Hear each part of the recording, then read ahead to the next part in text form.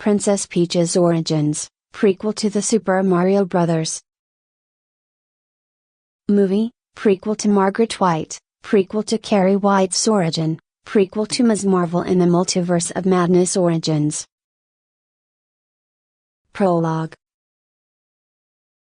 Princess Peach was from a family of royalty from another kingdom and was sent to the Mushroom Kingdom because her family wanted her to be somewhere safe from potential danger or threats. Chapter 1. Princess Peach got sucked into a warp pipe. Moments later, Princess Peach begins coming out of a warp pipe. Epilogue. The Toads find Peach and take her in and was raised as one of their own, and when she was ready they made her their princess. The Super Mario Bros. Movie, prequel to Margaret White, prequel to Carrie White's origin, prequel to Ms. Marvel in the Multiverse of Madness Origins. Prologue. A kingdom of snow and ice is seen in the distance. Suddenly, magma drops upon the ice. A floating castle constructed of rock and lava with a monstrous figurehead in front flies toward the Ice Kingdom. It drops anchor and lands, opening its gates to release an army of turtle-like Koopas. A blue-robed Koopa magician, Kamek, appears from thin air. Kamek, behold! The king of the Koopas. Kamek strikes his wand upon the ground, signaling the Koopa army to turn in attention as their monstrous leader, Bowser, emerges. Bowser walks toward the ice castle. Bowser, open the gates. ... or die. Large shadows loom within the ice palace. The gates open to reveal an army of much smaller but still determined penguins, whose king directs them. Battle without honor or humanity begins to play. Penguin King, attack!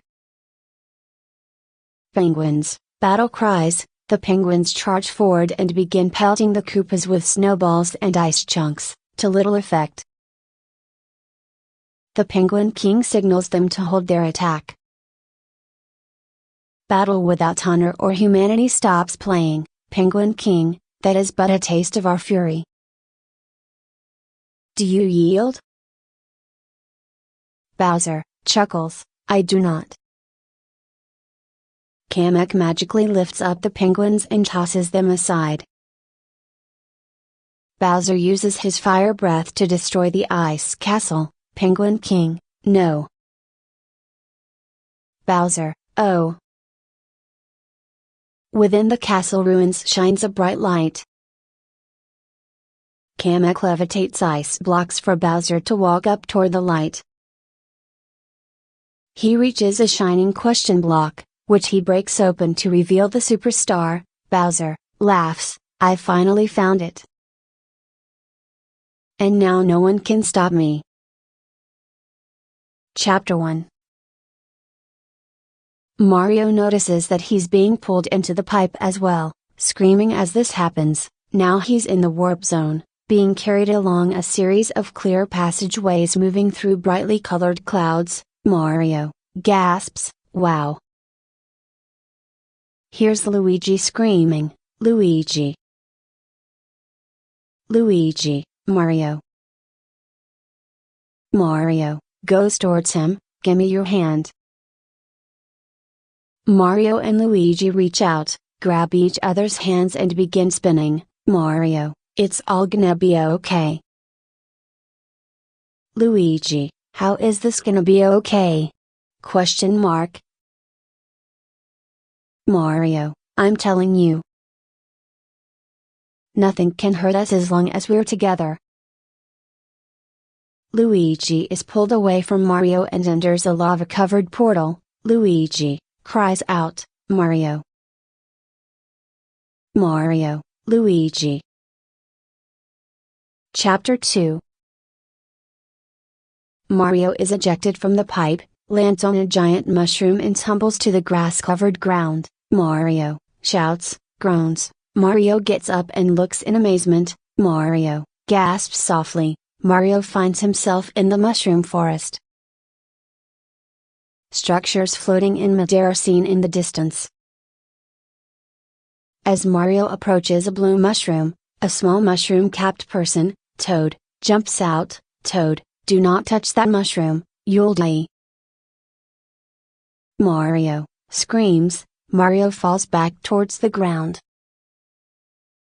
Toad looks at the mushroom more closely. Toad, oh. I'm sorry. Chuckles, that one's perfectly fine. Toad pats the blue mushroom. Mario backs away along the ground. Mario, ah, it's a little mushroom man. A little mushroom man, talking to me. Toad, pleased to meet ya. I'm Toad. Toad walks away. Mario, Mario gets up and follows Toad. So this is not a dream? Toad whacks Mario's arm with his walking stick, causing him to exclaim in pain, Toad, that hurt, right? Mario, yes. Toad, definitely not a dream. Mario, then, this place is. Toad, the Mushroom Kingdom. Mario, mushrooms. Really? Now that is a cruel twist of fate. A creature with long legs made of vines, a bramball, stretches over Mario. Mario gasps, hello. The bramball continues on. Mario, yeah, I'm actually looking for somebody, my brother, in fact. He looks exactly like me, but tall, and skinny, and green. See, last time I saw him, he was falling through a pipe. It was foggy and I believe there was lava. Toad gasps, that is not good. Your brother has landed in the Dark Lands. They're under Bowser's control. Mario, Bowser? Toad, he's the most evil, wretched creature alive. Toad sticks his walking stick into a mushroom and pulls himself and Mario up. Toad, I'm taking you to see the princess. She can help. She can do anything. Mario, princess? Gasps. In the distance, Mario sees a magnificent white and red castle surrounded by a large town. Toad, come on, Mario. Our big adventure begins now. Mario, hang on, Luigi. Mario and Toad jump across mushrooms toward the castle. Scene cuts to a dark forest, where Luigi pulls himself up off the ground. Luigi groans, gets the bag of tools. Mario? Where are you? A branch snags him, then stumbles near a lava stream but runs across. He bumps into a tree, then gets attacked by bats, grabs his flashlight, then continues. He hears something, then sees and gets attacked by dry bones. He hits a branch and flies toward the dry bones, dismantling him. Ha, ha. Yes. You just got Luigi'd. Dry Bones gets reassembled as more arrive to get Luigi. Luigi escapes into a fortress. Just when he thought he was safe, a group of shy guys and a Sniffet stands in the shadows. Luigi screams in the dark. Chapter 3. Mario and Toad arrive at the Mushroom Kingdom's town of Toads. Toad, this way, Mario. The princess lives right on that hill. Leads Mario through the city. Excuse me, everybody, coming through. Got a big adventure happening right now. Just clear a path for us. If I could just. Excuse me. Mario, here you go. Toad, loudly, excuse me, everybody, coming through. This guy's brother is going to die imminently. Out of the way, please. Normally, to Mario, just trying to clear a path. That's all I'm doing. He's gonna be fine. Chanterelle. Chanterelle, morning. Toad, nice to see ya, bud. Clicks, Yellow Toad, does this thing work? Antiques Toad, yes, works great. You just have to blow into it. Toad, and, up we go. Mario, wait, up? Grunts, Mario quickly gets on the platform, which takes them up. The gate opens in front of them, Mario follows Toad on a moving platform. Toad hops onto the next platform, Mario missed the jump but grabbed onto the edge. Mario gets up and breathes heavily, before running after Toad. Toad continues running through the kingdom, and whistles to Mario, who was waving at a Toad, to get his attention. Mario gets off the rising platform and follows him onto bricks that float above. Mario tries not to fall, Mario, pants, whoa. Okay, so these bricks are just floating here? Toad, just pop in this pipe and we're on our way. Mario, oh. Toad, it's the only way to fly, man. Laughs, woo. Mario, oh, wow. Love these pipes, yelps, Mario gets sucked into it. He yells as he gets dragged across, hitting every corner, while Toad was having a smooth ride. Toad, woo. Mario, grunts, Toad gets out of the pipe and jumps in another. Mario comes out next but gets confused on which pipe Toad took.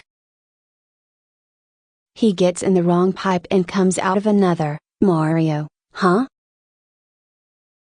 He tries other pipes but repeatedly ends up in the same place. The camera zooms out to see even more pipes. Mario, come on. Mario finally comes out of the correct pipe at the top of the hill. He looks completely worn out. Mario, oh. Tumbles onto the ground. Toad, here we are. Palace doors. Bing bang boom. Mario gets up, and straightens his hat, while staring in awe at the castle. Come on. Laughs, woo. Mario, quietly, whoa. Toad, pretty impressive, am I right? Blue Toad guard, hold it right there, you too. Mario, oh, hey. I need to see the princess. It's an emergency. Blue Toad guard, beat, what princess? Yellow Toad guard, I've never heard of any princess. Blue Toad guard, oh wait, I did. Our princess, though, is in another castle. Yellow Toad guard, oh yeah, that's right. Blue Toad guard, you should try another castle, maybe. She ain't in this one. Mario, huh? Toad, okay, so they're messing with you. And I don't like it. Takes out his frying pan, screaming a battle cry, places his camping equipment down, and makes food for them, much to Mario's confusion. What do you guys, what do you wanna eat? Anything your heart's desire. Whispers to Mario, go to the guards, and we're gonna scramble it up. Toad guards, laughing, purple toad guard, gasp, green toad guard, hey. Intruder. Mario, panting, green toad guard, stop him. Toad guards, stop him. After him. Go. Stop him. In a large room, a council of toads are gathered around a hologram that opens from the ground. The hologram shows a world map, displaying all the islands, including Bowser's ship. Toad General, Council, your attention. Bowser has found the superstar and is headed toward our kingdom. Its power will make him invincible. We will be destroyed. All the toads gasp, a green toad faints, yellow council toad, princess. What are we gonna do? Peach, I will not let him hurt you. Gets off her throne and walk down the stairs, we are going to stop Bowser. Yellow council toad, how? Look at us. We're adorable. Makes a puppy face, followed by others. Peach, I'm going to convince the Great Kong army to help us. Together, we'll annihilate that monster. Toad General, their Mad King doesn't make alliances. The Kongs will never agree. Peach, I can convince him. I'll leave for the Jungle Kingdom in the morning. Leaves the room. Toad General, good luck, princess. For all our sakes. Princess Peach walks through the halls, thinking to herself, until she hears footsteps. From her point of view, Mario appears, making another sloppy turn, and dashes toward her. Everything goes in slow motion as Mario becomes glad to have found her. Peach stares at him in awe. Mario, slow motion, reaches out his hand, princess. Princess Peach suddenly grabs Mario by the arm and slams him straight to the ground. Mario, in pain, arg. Looks up to see the princess, who is confused. He gets up, princess. Gets tackled by toad guards. Peach, wait. Release him. The guards back away from him, before one of them gives him another kick. Mario, ah. Gets up from the ground. Peach, whoa. Looks closely at Mario, are you? Gasps, he's a human. I mean, you're a human, right? Starts inspecting him, it's just that you're so small. Looks under the hat. Mario tries reaching for it. Hey. Peach, wait. Let's go back. Places the hat on his head incorrectly. Where did you come from? Mario stammers, fixes his hat. Me, and my little brother Luigi, we fell down this pipe. And now he's lost us somewhere in the dark lands. Peach, then it's only a matter of time until he's captured by Bowser. But you're in luck. I am on my way to stop him. Mario, well, take me with you. Peach, this guy's a lunatic. A psycho. He will eat you for breakfast. He won't even notice it, probably, 'cause you're very, very small. Mario, you know what? Make fun of me all you want. But you are gonna help me find my brother. Princess Peach gives a stern look, please. Peach, expression changes, okay. Let's see what you're made of. Mario, is that a yes? Peach, number. That's a let's see what you're made of. Chapter 4.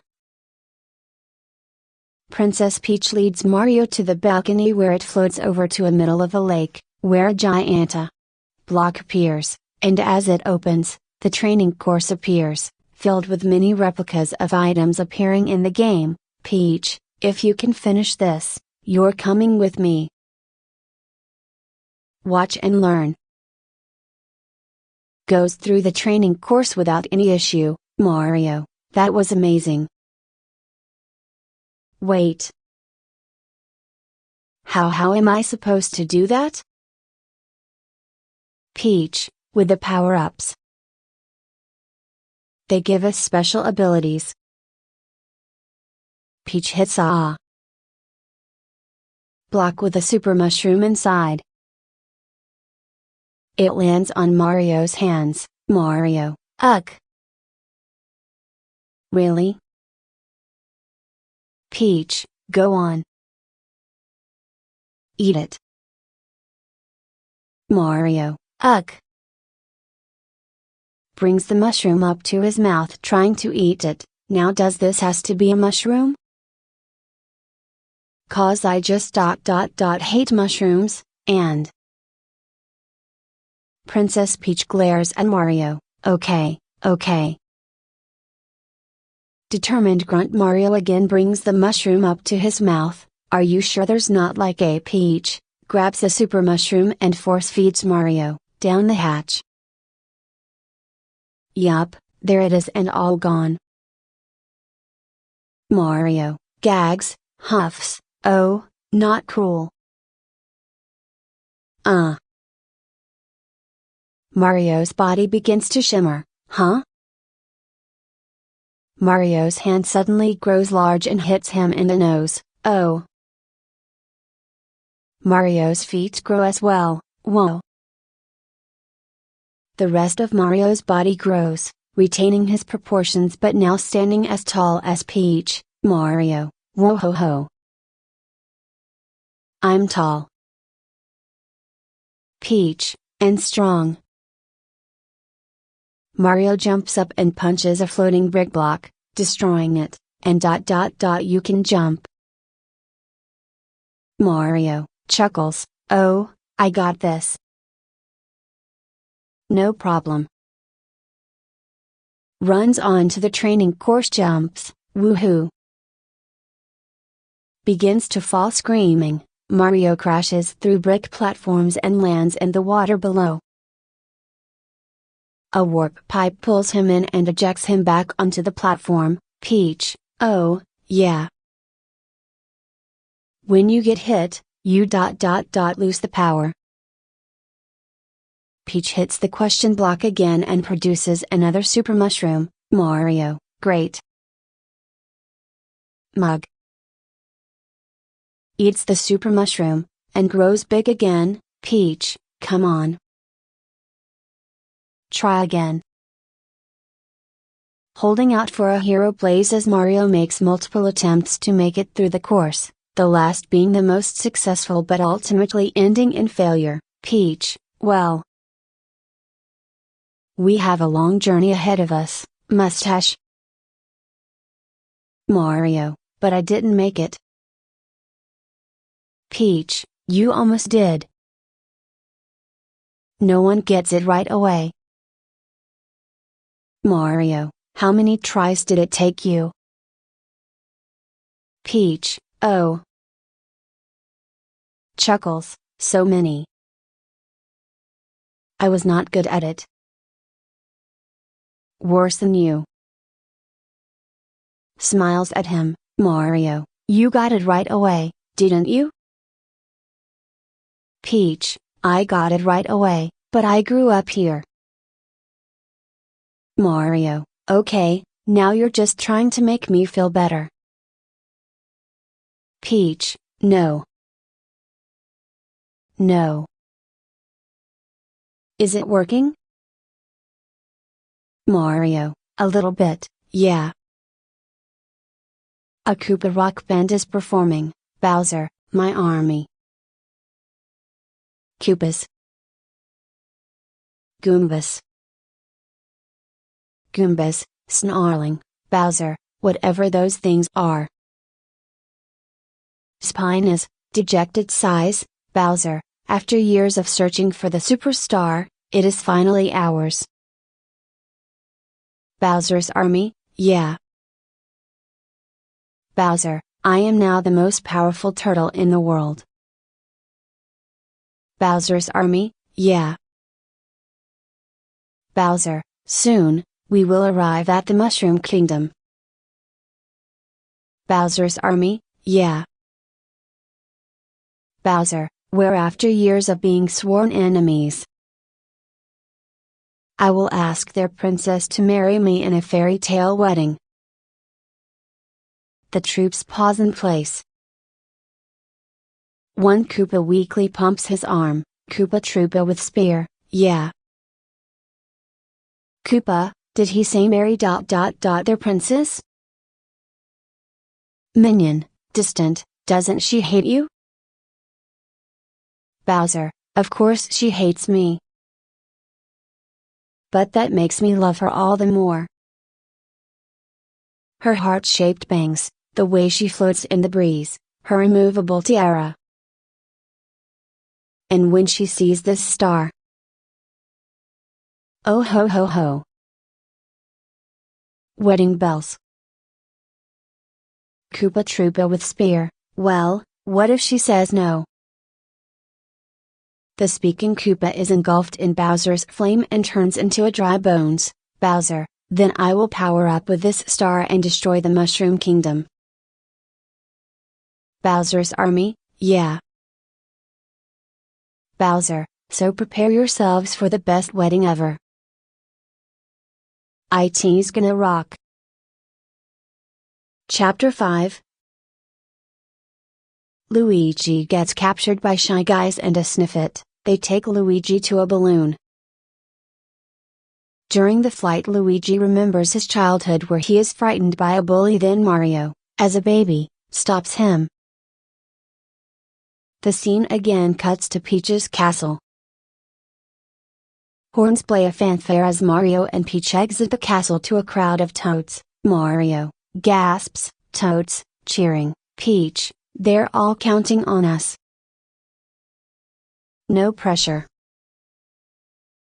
Mario and Peach pass through the crowd, who give Mario curious looks. Toads, cheering, Mario, nervous chuckle. Mario and Peach stand next to the warp pipe.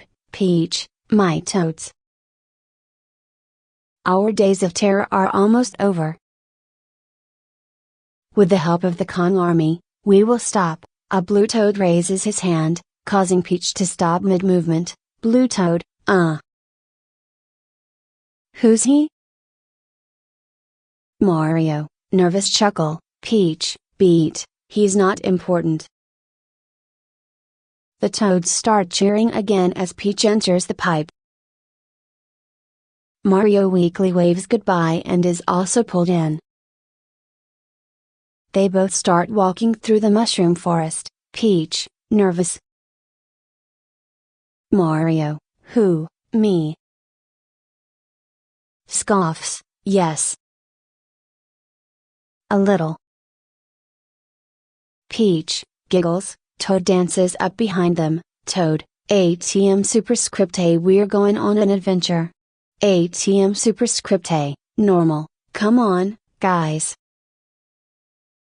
Scatting, hey, Mario. Peach turns to Mario, Peach, you know this guy?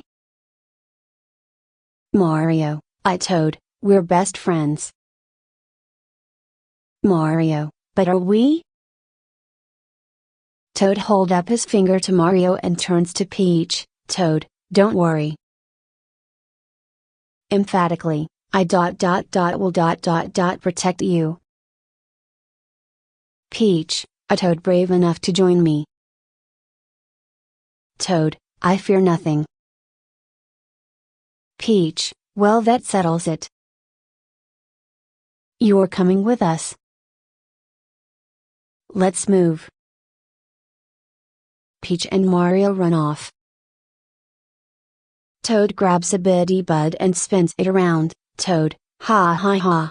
ATM superscript A, I said we're going on an adventure, woo. ATM superscript A. Toad tosses the bitty bud behind him and runs after Peach and Mario. Bitty bud squeals. Mario, Peach and Toad travel through various lands.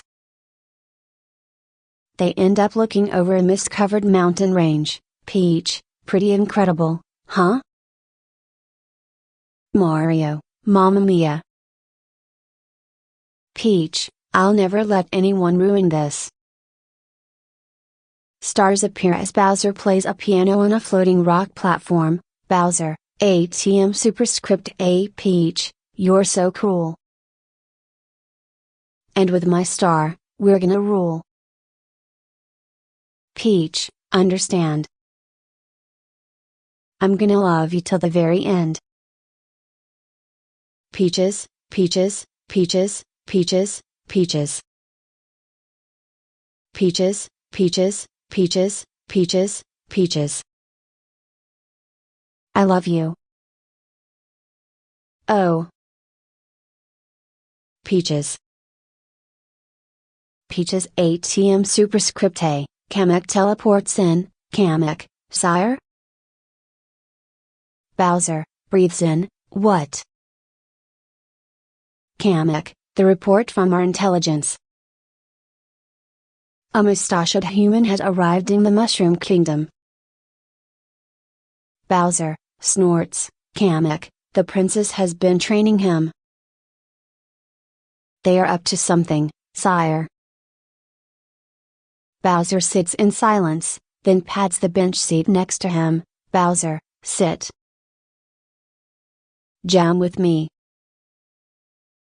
Bowser and Kamek begin to play a song together. Bowser, this, human. Where did he come from? Kamek, we aren't sure? Bowser, does the princess like him? Kamek, sire. Look in the mirror. You have nothing to worry about. Bowser, I know that. I'm not threatened. Promptly slams the piano lid on Kamek's fingers, causing Kamek to scream in pain. Find out who he is, and what they're planning. Kamek, groaning, I'm on it, sire. May I lift the cover? Bowser, not yet. Pain is the best teacher. Kamek, moans. Chapter 6. Bowser, launch the Bomberbill and destroy the Mushroom Kingdom. Peach, no. Mario, hey, hey. Hey, over here.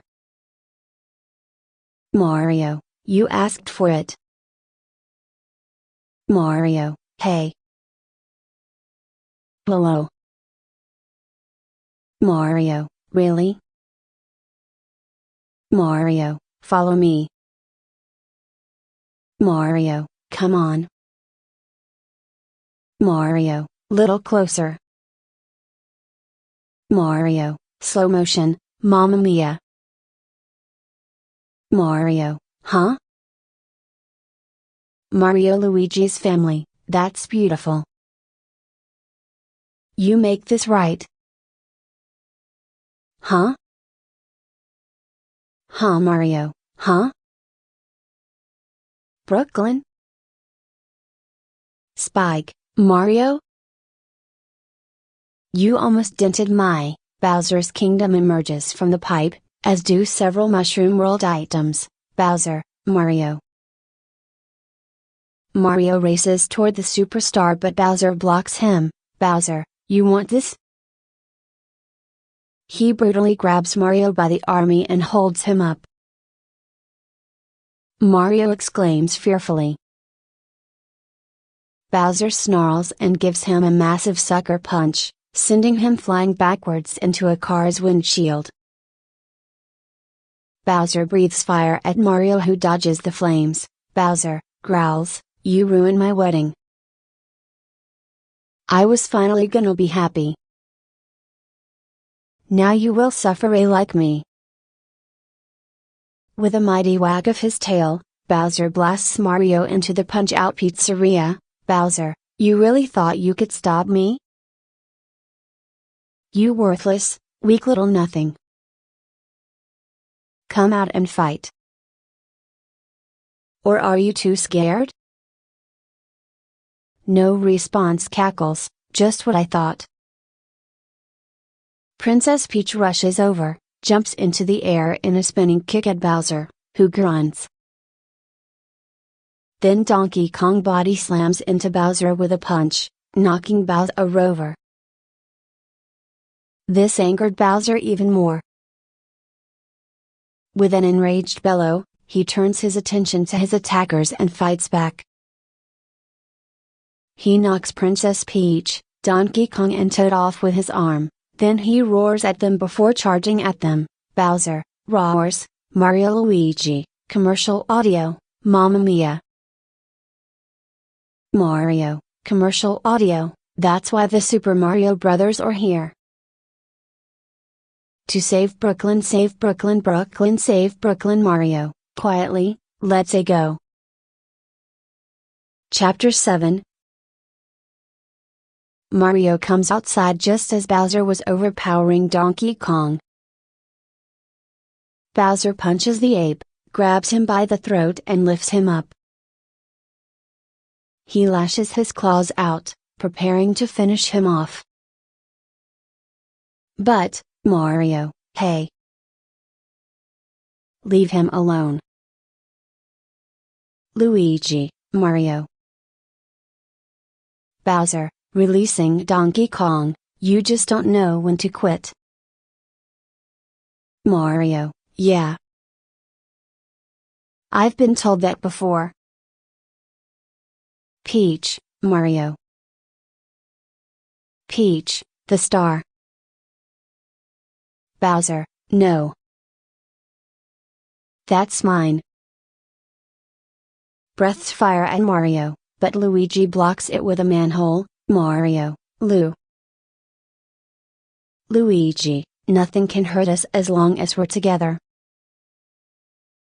As the manhole starts to bend, Mario reaches a hand to Luigi, who takes it as the two leap towards the star, just as Bowser's fire breath hits them. Peach, no. Bowser laughs, as the smoke clears. It's revealed Mario and Luigi have become invincible. Bowser, huh? Tries to stomp the brothers to no avail. Mario and Luigi then sent Bowser flying with an uppercut. Bowser, RIP them to pieces. The Koopas, Spinies, Shy Guys, Hammer Brothers, Sludge Brothers, Goombas, Buzzy Beetles, Koopa Paratroopas and Piranha Plants follow Bowser's orders and rush towards the Mario Brothers. Invincible Mario and Invincible Luigi nod at each other and split up. A Sludge Bro tries to hit Invincible Mario, but the hammer gets destroyed and Invincible Mario throws the Sludge Bro at the Koopas, while Donkey Kong jumps with Peach and Toad in his arms. A Shy Guy is jumping on a whimpering Spike as the Dry Bones, Sniffit and Hammer Bro watch. Invincible Luigi defeats Dry Bones, uses its shell as a shield to block Hammer Bro's hammers and defeats both the Hammer Bro and Sniffit. Invincible Luigi grabs on a Shy Guy's strap, before letting it go, sending the Shy Guy flying. Luigi, oh, hey, Spike. Zooms off as Spike looks up in surprise. Spike, Luigi? Invincible Mario and Invincible Luigi run side by side and zoom into the Koopa army, defeating them, the Spinies, Hammer Brothers, Piranha Plant, Shy Guys, Buzzy Beetles and Goombas. Invincible Mario and Invincible Luigi jump on the Bullet Bills and Paratroopas, defeating them. The scene goes into slow motion as the Mario Brothers' parents are awed by Invincible Mario and Invincible Luigi. Time goes back to normal speed as the Piranha Plant traps them both with its jaws, much to the parents' horror. But Invincible Mario and Invincible Luigi break free from the Piranha Plant as the Mario Brothers' parents are more awed than ever. Mario Luigi's father, Mamma Mia. Bowser throws a car at them, once again to no avail, as Invincible Mario and Invincible Luigi grab a power line like a trapeze and kick him. Bowser tries to crush them, but Invincible Mario slides underneath him and throws him on the ground. Invincible Luigi headbutts Bowser and uses the mushroom as a trampoline. Invincible Mario uppercuts and bicycle kicks Bowser as Invincible Luigi throws a block at him, causing the Koopa King to collapse. Invincible Mario and Invincible Luigi grab Bowser by his tail, spins him around, and tosses him up in the air. Invincible Mario and Invincible Luigi jump up high and punch Bowser, sending him to the ground, causing a giant crack on his castle. Invincible Mario and Invincible Luigi front flip and prepare the finishing double curb stomp. Bowser attempts to scorch them to death, but Invincible Mario and Invincible Luigi break through the fire breath and strike Bowser, destroying his castle in the process.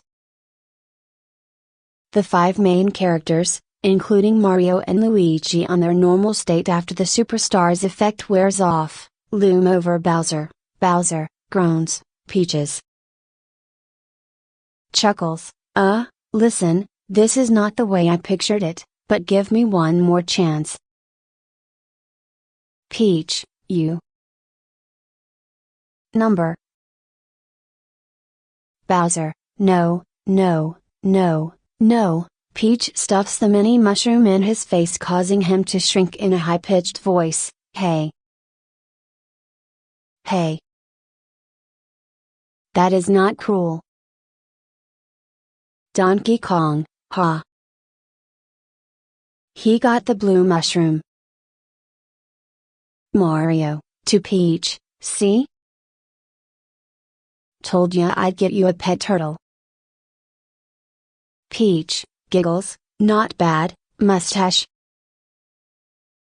And Luigi, you're so brave. Luigi, oh, thanks. Yeah, it's kind of my thing. Mario Luigi's mother, she and Mario and Luigi's father arrive. Ah, my boys. My heroes. Embraces the brothers, Mario Luigi's father, woohoo. Mario. You were amazing. Laughs, Mario, thanks, Dad. Donkey Kong, ah, bring it in. Donkey Kong pulls everyone for a back-breaking hug. Suddenly, the sound of applause sounds out. Everyone turns to see the entire populace, including Mario and Luigi's family, Francis, his owners, and even Spike cheering for Mario and Luigi. Spike, let's hear it for the Super Mario Brothers.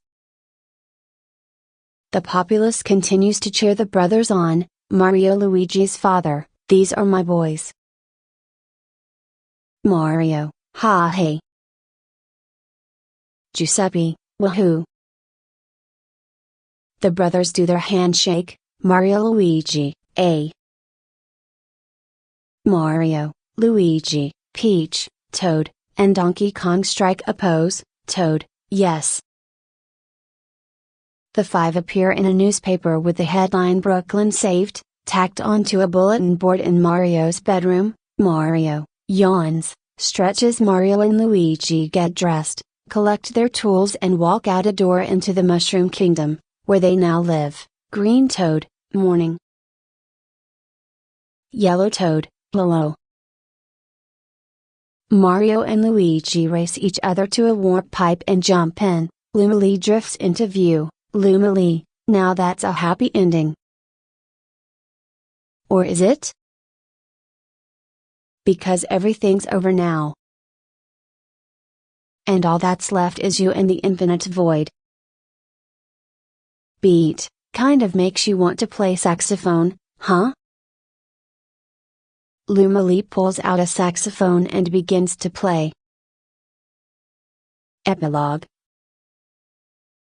At one point, Bowser plays his piano once more. Bowser, ATM superscript A Mario, Luigi and a Donkey Kong, 2. 1,000 troops of Koopas couldn't keep me from you.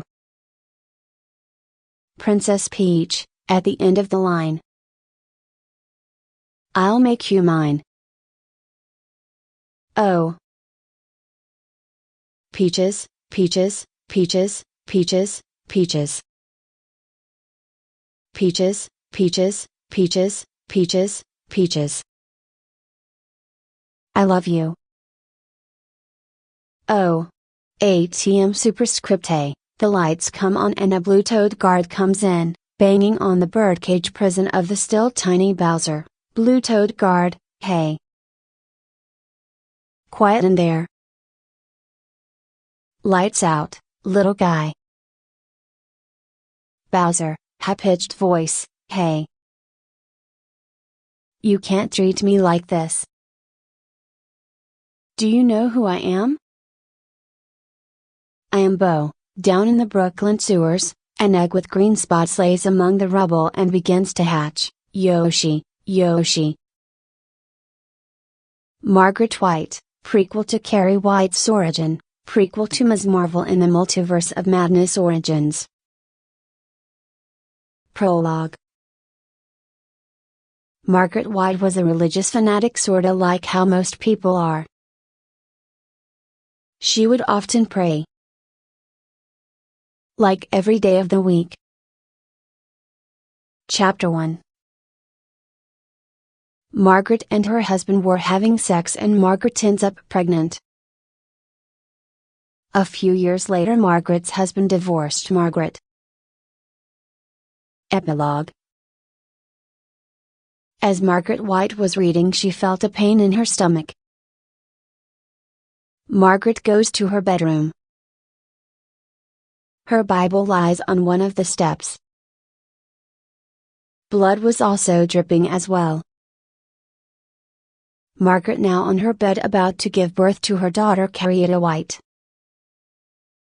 Carrie White's origin story prequel to Ms. Marvel in the Multiverse of Madness Origins. Prologue. Margaret White was screaming in pain while giving birth in her home in Carlin Street. God help. Help me. She screamed, help me, Lord. I'm dying. What is this? Cancer? Margaret White said in pain. She screamed again, Mother Mary, full of grace, protect me and guide me in my hour of death. She said. She screams and then gasps and notices a baby girl. It's a test, she says as she's grabbing the scissors to kill Carrie. Cut it down. Cut it down. She said she tries to kill Carrie, but she's stopped by Carrie as Carrie cries SHH, says Margaret White to Carrie. Chapter 1. Carrie, now 5 years old, creeps towards the fence that separates the white property from the next door neighbor's yard. On the other side of the fence, a ripe, 18-year-old girl, Estelle Horan, sunbathes on a towel, in a white bikini, dozing. Estelle starts awake. Little Carrie is staring at her. "Carrie. You scared me." "Hi," said Estelle Horan. "Hi," said Carrie, pointing at Estelle. "You have dirty pillows." Said Carrie. "What? You mean my breasts?" questioned Estelle. "I wish I had some," said Carrie. Estelle laughed. "You will when you're older," said Estelle Horan. "No, I won't. My mama says only bad girls have dirty pillows," said Carrie. "Well, I'm a good girl." "And doesn't your mom have breasts?" questioned Estelle. "My mama was wicked when she made me with my daddy, she says, and that's how come she has them," said Carrie. Like a banshee, Margaret White is at her back door, shrieking. "Carietta ah!" Margaret White shouted. The little girl freezes, caught. Estelle instinctively tries to cover herself. Margaret lumbers towards them. "Mrs. White," said Estelle. "Whore." "Strumpet," said Margaret White to Estelle. "We were just talking," said Estelle. Behind Margaret, some members of the sect have gathered in the doorway, at the windows. Margaret grabs Carrie's arm and yanks her away from Estelle, towards their house. "And you? I told you, Carrie, didn't I? I warned you about her," Margaret White said. "I'm sorry, Mama, I forgot," said Carrie. Margaret shakes Carrie. "She's the whore of Babylon, Carrie, and it's a sin. It's a sin to consort with her," said Margaret. "Mama, please, I'm so sorry," said Carrie. More worshippers have come out of Margaret's house. Estelle's mother comes out of their house, afraid someone's being murdered. "Estelle? What's happening?" said Estelle's mom. Margaret accuses Estelle's mom. "Your daughter is a slut, and you revel in it." "Excuse me?" questioned Estelle's mom. "Exposing herself to the world. Showing her flesh. And you allow it," Margaret White said.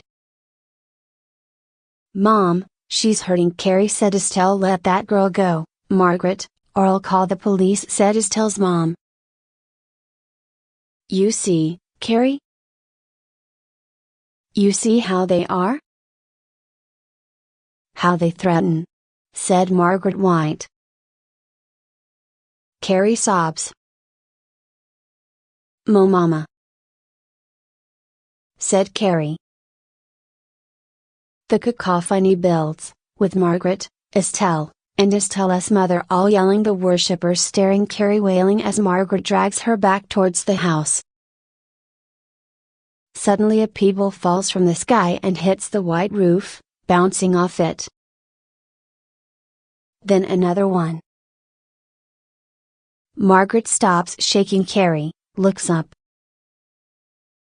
A third rock hits the back steps. "Estelle, get over here now," Estelle's mom said. Estelle races to her mother as more stones like big pieces of hail continue to fall, all over the white backyard. One member of the sect crosses himself. Margaret kneels in front of her sobbing, hysterical daughter. "Stop it, girl. You stop it right now," Margaret White said. But Carrie can't. As more stones fall, Estelle and her mother cower under their back porch for cover, but the stones are only falling on the white property. In a panic, Margaret takes Carrie up in her arms, but their house is too far away to get to safely. So, to shield Carrie from the falling stones, Margaret huddles against one of the oak trees in the backyard, as the storm of stones continues. One smashes through the roof, another hits and dislodges the drain pipe. The members of the sect are terrified. This is a true sign of the devil. Margaret strokes her daughter's hair, trying to calm and comfort her. It's all right, Carrie. SHHHSHHH. He forgives you, Jesus forgives you, SHHHSHHH. Margaret White said. Epilogue. Years later, unknown to everyone, during the disastrous aftermath of the prom, Sue went out looking for Carrie and found her in the bathtub, drowned, with her mother's dead body nearby. Sue manages to revive Carrie with CPR and has telepathic contact with Carrie, who transmits her the memories of her life and decides to hide her, while the scandal quiets down. Sue agrees to sneak Carrie out of town to somewhere in Florida after Carrie pays respects to her dead mother at night so that she cannot be seen. As the two drive off into the rainy night, Carrie receives a nightmarish vision of her mother, who warns her that sin never dies. Later she sees another vision of Chris before she turns back to reality. She then looks towards the great unknown. Ms. Marvel in the Multiverse of Madness Origins. Prologue. As Carol Danvers, the MCU Captain Marvel, was taking a quick trip to our neighborhood, she bumped into a young Carrie White walking around in our neighborhood. Carol Danvers saw that Carrie was the young girl who had telekinesis. This got Carol Danvers curious about this girl since she never experienced a real person with telekinesis. Carol approached and said hello to Carrie. Carrie White was so shocked to see Carol Danvers. She could have never imagined a real-life superhero existing in her own universe. Carol Danvers then had the chance to talk with Carrie White. So Carol Danvers had a quick conversation with Carrie White about her life. It turns out Carrie was a huge fan of Captain Marvel. Both her and Carol Danvers talked for hours and became great friends. So after they talked a few hours, Captain Marvel realized that Carrie would be a great friend and teammate on their team. Chapter 1. It is currently the day after Carrie and Carol Danvers met and talked for some time. Carrie White is walking back to her home when suddenly she sees Captain Marvel waiting for her at her front door. So Captain Marvel decides to tell Carrie that she'd be a perfect member of the Avengers. Carrie White was so excited. She never imagined being one of the Avengers and having the chance to be a part of it. So Carrie then tells Captain Marvel that she'd be happy to be a new and useful member of the Avengers.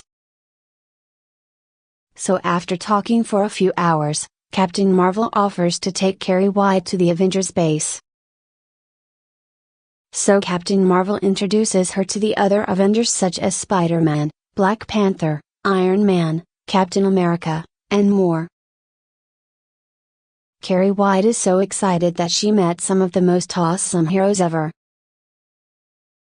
So Captain Marvel and Carrie White finally meet the other Avengers. So Carrie White and Captain Marvel are now part of the Avengers.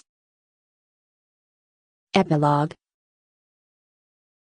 One day while Katie was walking down the street, Katie sees a girl that appears to be wearing one of those beautiful fangirl cosplay costumes for the MCU's Captain Marvel character. So Katie goes over to see the awesome cosplay costume. And also sees a teenager wearing a prom dress. So Katie meets with the girl with the awesome cosplay costume. So Katie sees that the girl is also wearing a Captain Marvel wig and other Captain Marvel themed gear. So Katie and the two girls get to know each other. So after meeting each other, the three decide to be best friends forever and the three become a dynamic trio. So after Katie, Captain Marvel, and Carrie White all become a trio of new friends, their friendship lasts forever. Ms. Marvel in the Multiverse of Madness. Prologue. Captain Marvel was saving the Earth, fighting bad guys, even survived death. And helped the Avengers defeat Thanos. And has also done cocaine and nearly died from it. And meanwhile on Earth, Kamala decided to take a nap, even drew pictures of her idol Captain Marvel, and was also watching Ape of M3 again, and then watched Cocaine Bear. Chapter 1. Kamala was relaxing on her bed until she accidentally swapped places with Captain Marvel. "Oh no," Captain Marvel said. She rushes to try and find Ms. Marvel. Meanwhile Kamala kept swapping places with other people across the multiverse just to get home. Kamala ends up encountering a female android with blonde hair. She introduces herself. "Hi, I'm M3 again," she said. "Hi M3 again, I'm Kamala," Kamala said. All of a sudden Kamala hears a whistle. It was Mai, and Mai was about to die. "Shit," said M3 again. "M3 again, what about me? I'm trying to find my way home and I need your help," Kamala said. "Kamala, look, you need to help me because if I die then there's no M3 again for this universe," M3 again said. "We have to figure out how to get you home," Kamala, M3 again said. Chapter 2. Meanwhile back on Earth 199,999, Captain Marvel thinks of how to find Kamala. She goes and checks in the Stephen King multiverse and asks Carrie White to help. "Carrie, I need your help," said Carol. "What do you want me to do?" Carol said. "Carrie, you need to help me find Kamala," Carol said. Meanwhile Kamala and M3 again go to Fall Universe.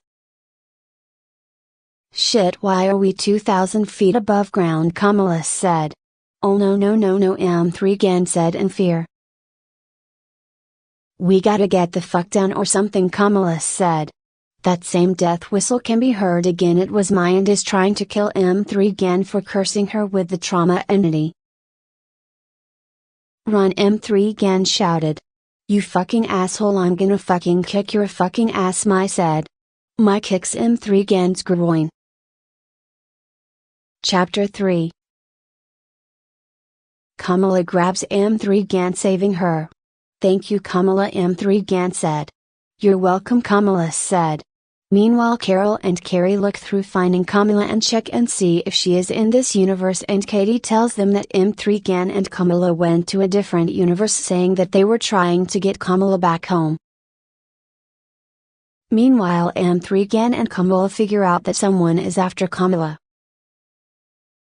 "Kamala, I think your idol is after you. Believe me, Katie texted me that stating that you need to go with her," M3 again said. "No, I rather do it with you," Kamala said. "Carrie, Katie, and Captain Marvel arrive to Kamala and M3 Gan's location. "Kamala, what the fuck were you thinking, asshole?" Captain Marvel said. "Well, I was trying to get home," Kamala said. All of a sudden a portal opens and out pops Charlie McGee, Pennywise, Esther Coleman, the Gunslinger, Ellie Creed, Sarah, Ming, Jigsaw, Leatherface, Pooh, Piglet, the Children of the Corn, Chucky, 2019, the Death Angels, Jack Torrance, the Cocaine Bear, Annabelle, Doris, America Chavez, and Death appear. "Holy cow, that's a lot of people that we have on our team," M3 Gan said. "I know, right, M3 Gan," Kamala said. Ming shows up in her red panda form and then they fight Mai. Mai poofs into her red panda form. She tries choking Mai but Mai escapes, killing Ming in the process. "Damn it," M3 Gan said. "You need to listen to your parents," Mai M3 Gan said. All of a sudden Wednesday and Enid show up and Wednesday sees a vision that could possibly help them. "Look, here's how to do it. I'm going to try and distract her." M3 Gan, "I need your help with it." All Stephen King characters, "I need your help with this." Pennywise, "I need you to lure Mai." Carrie, "I need you to telekinetically lift Mai." Ellie, "I need you and Esther Coleman to annoy Mai." On my signal Charlie McGee, "I need you to burn Mai." Captain Marvel and Kamala, "I need you to help Enid out with defeating Mai," said Wednesday. "So this plan should help save the multiverse, right?" M3 Gan said. Suddenly Sarah shows up. "What do you want me to do?" Wednesday said. Sarah. "Shoot Mai," said Wednesday. Enid begins by biting Mai's legs off. Ellie Creed and Esther Coleman annoy Mai. Pennywise lures Mai. Carrie lifts Mai with her telekinesis. Kamala breaks Mai's left arm. And Captain Marvel breaks Mai's right arm. Wednesday chops Mai in half. M3 Gan chops Mai's head off. "There, we did it," M3 Gan said. The Gunslinger shoots Mai in the head. "We have to go," said Wednesday. M8 tilde copyright Rika Chavez opens a portal for the Stephen King characters. "Thanks for everything," Carrie said. Captain Marvel. America Chavez opens a portal for M3 Gan and Katie. "Thanks for everything," Kamala said. M3 Gan. M8 tilde copyright Rika Chavez opens a portal for Esther Coleman. "Thanks for everything," said Esther. Epilogue. America Chavez opens a portal for Sarah. "Thanks for everything," Sarah said. America Chavez opens a portal for Kamala. She gives Captain Marvel a hug thanking her and then leaves. America Chavez opens a portal to space and Captain Marvel enters and thanks America Chavez and then leaves. America Chavez opens a portal back home. Ms. Marvel in a universe of her own. Prologue. Ms. Marvel is in a city with her family. She decides to ask her mom if she can watch the Hulu original series Castle Rock. "Mom, can I watch the Hulu original series Castle Rock?" asked Kamala. "Castle Rock?" questioned her mom. "What the fuck is Castle Rock?" asked Kamala's mom. "It's based on the Stephen King multiverse. It has Bill Skarsgård and Sissy Spacek in the series. And Annie Wilkes appears in the second season but not voiced by Kathy Bates. Plus it also explains more of Annie Wilkes's backstory before the events of Misery." Kamala explains to her mom. "Sure, Kamala," said Kamala's mom. Chapter 1, Ms. Marvel's Day Out. Ms. Marvel is walking through town. Ms. Marvel walks into an ice cream shop. She orders a strawberry sundae. She gets her sundae and eats it. And begins watching Castle Rock starting with Season 1 Episode 1. said Kamala, feeling intrigued about this series. Epilogue. After Kamala watched the entire Castle Rock series, Kamala asks her mother if she can watch Pet Sematary, 2019, her mom said maybe. Kamala puts the trailer for Pet Sematary, 2019, on to show her mom what she means by Pet Sematary remake. Her mom now ends up having nightmares about her ancestors haunting her, telling her that she shouldn't have shown that trailer and that they knew she might end up having nightmares about the dead trying to kill her. Ms. Marvel in the Multiverse of Madness, the pre-sequel. Prologue. Kamala begins to have visions about a pet cemetery and sees a cursed burial ground and begins to sense something off about this. Kamala noticed that a family has already been buried here. It was the Creed family. What the fuck, Kamala said. Chapter 1. Kamala's mother wakes Kamala, telling her about something important. Our ancestors warned me about that movie you were wanting to watch, Kamala's mom said. Chapter 2. Kamala ends watching every single Saw movie in timeline order. What the fuck did I just witness, Kamala thought to herself. Suddenly Kamala ends up having a bad dream. Hello Kamala, I want to play a game, said the person on the TV.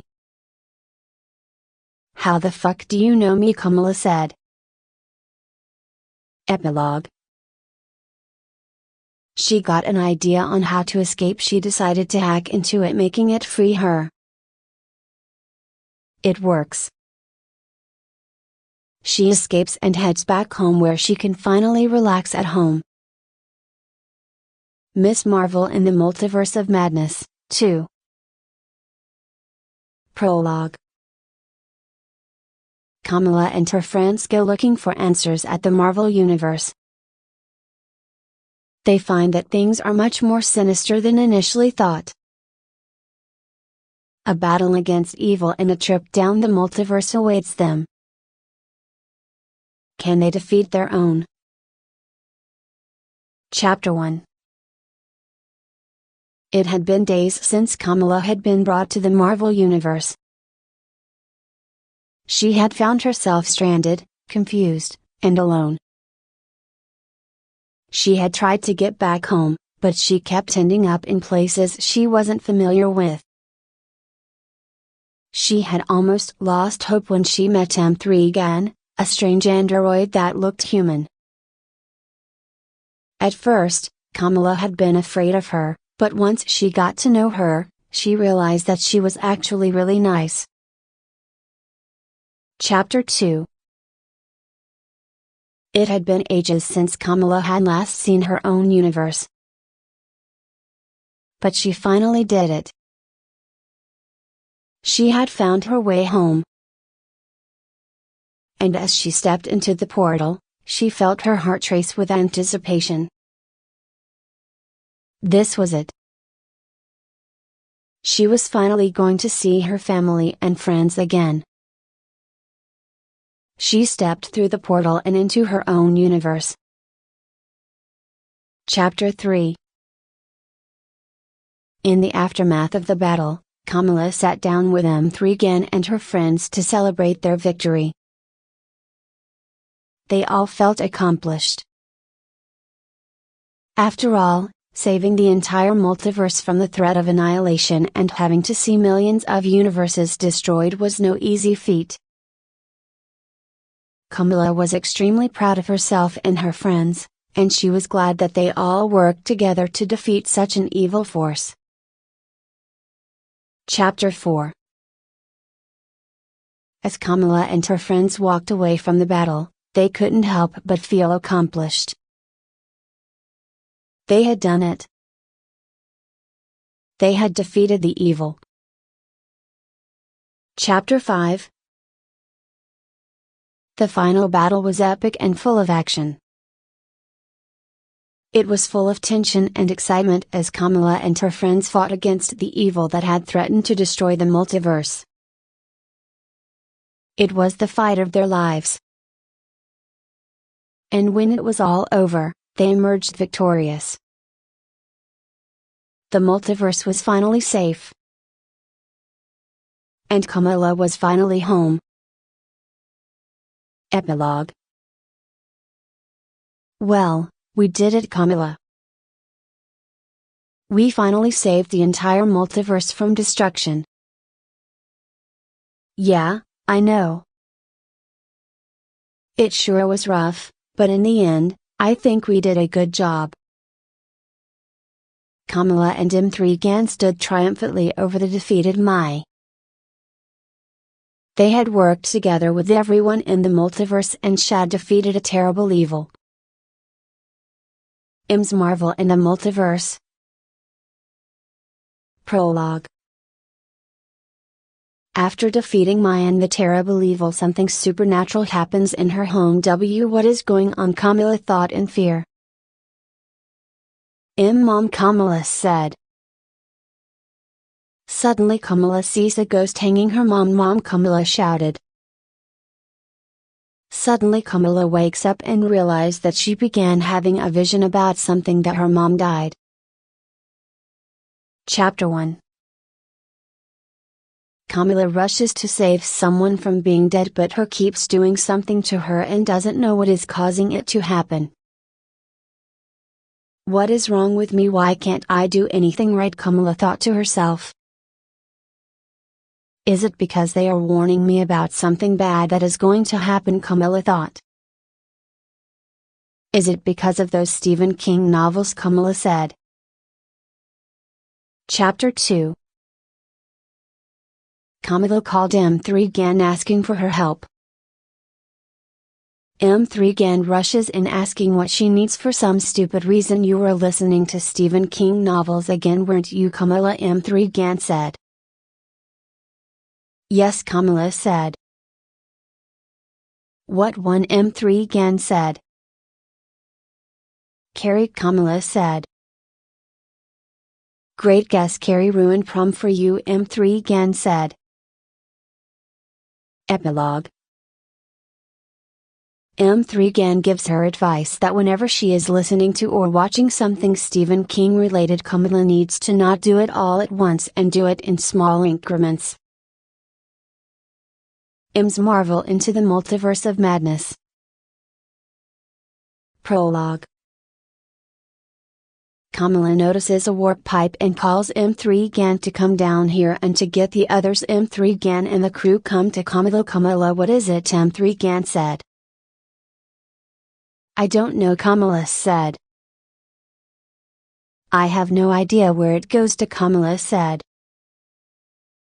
Chapter 1. Camilla suggested that would go through and see where it takes them. Oh crap, Wednesday, why am I floating? Enid said. All of a sudden Enid disappeared. Enid, you alive? Wednesday asked. Well, I guess we should go and find out ourselves, M3gan said. They all enter the warp pipe. Chapter 2. Enid screams. Wednesday comes and grabs hold of Enid's hand. You're going to be okay, everything is going to be okay, Wednesday tells Enid. How the heck is everything going to be okay? Enid exclaimed. Suddenly Wednesday sees a vision about M3gan getting transported to the Dark Lands. M3gan, Katie screams. Chapter 3. The rest of the crew went to the Dark Lands and Camilla ended up in the Mushroom Kingdom. What is this place? Camilla questioned.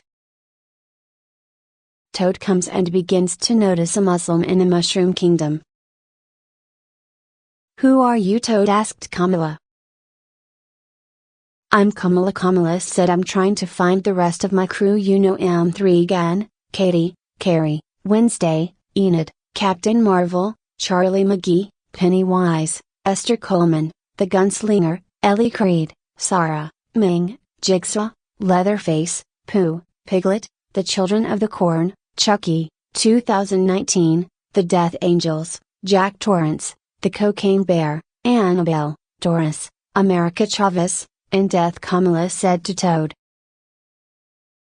Your friends, they're all in the Dark Lands and that's controlled by Bowser, Toad said. Chapter 4.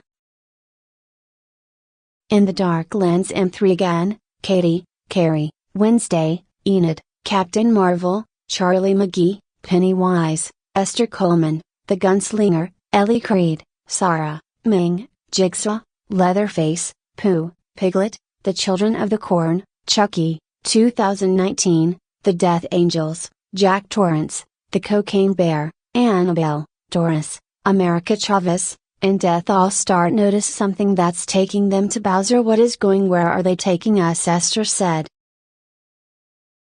They are taking us to Bowser, M3 Gan said. Chapter 5.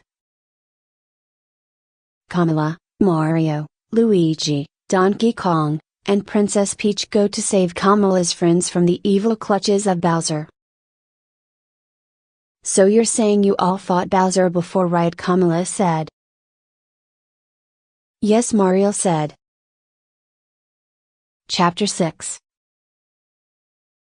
M3 Gan, Katie, Carrie, Wednesday, Enid, Captain Marvel, Charlie McGee, Pennywise, Esther Coleman, the Gunslinger, Ellie Creed, Sarah, Ming, Jigsaw, Leatherface, Pooh, Piglet, The Children of the Corn, Chucky, 2019, The Death Angels, Jack Torrance, The Cocaine Bear, Annabelle, Doris, America Chavez, and Death all freed. Now help Kamala, Mario, Luigi, Donkey Kong, Princess Peach, and Toad fight Bowser and defeat him.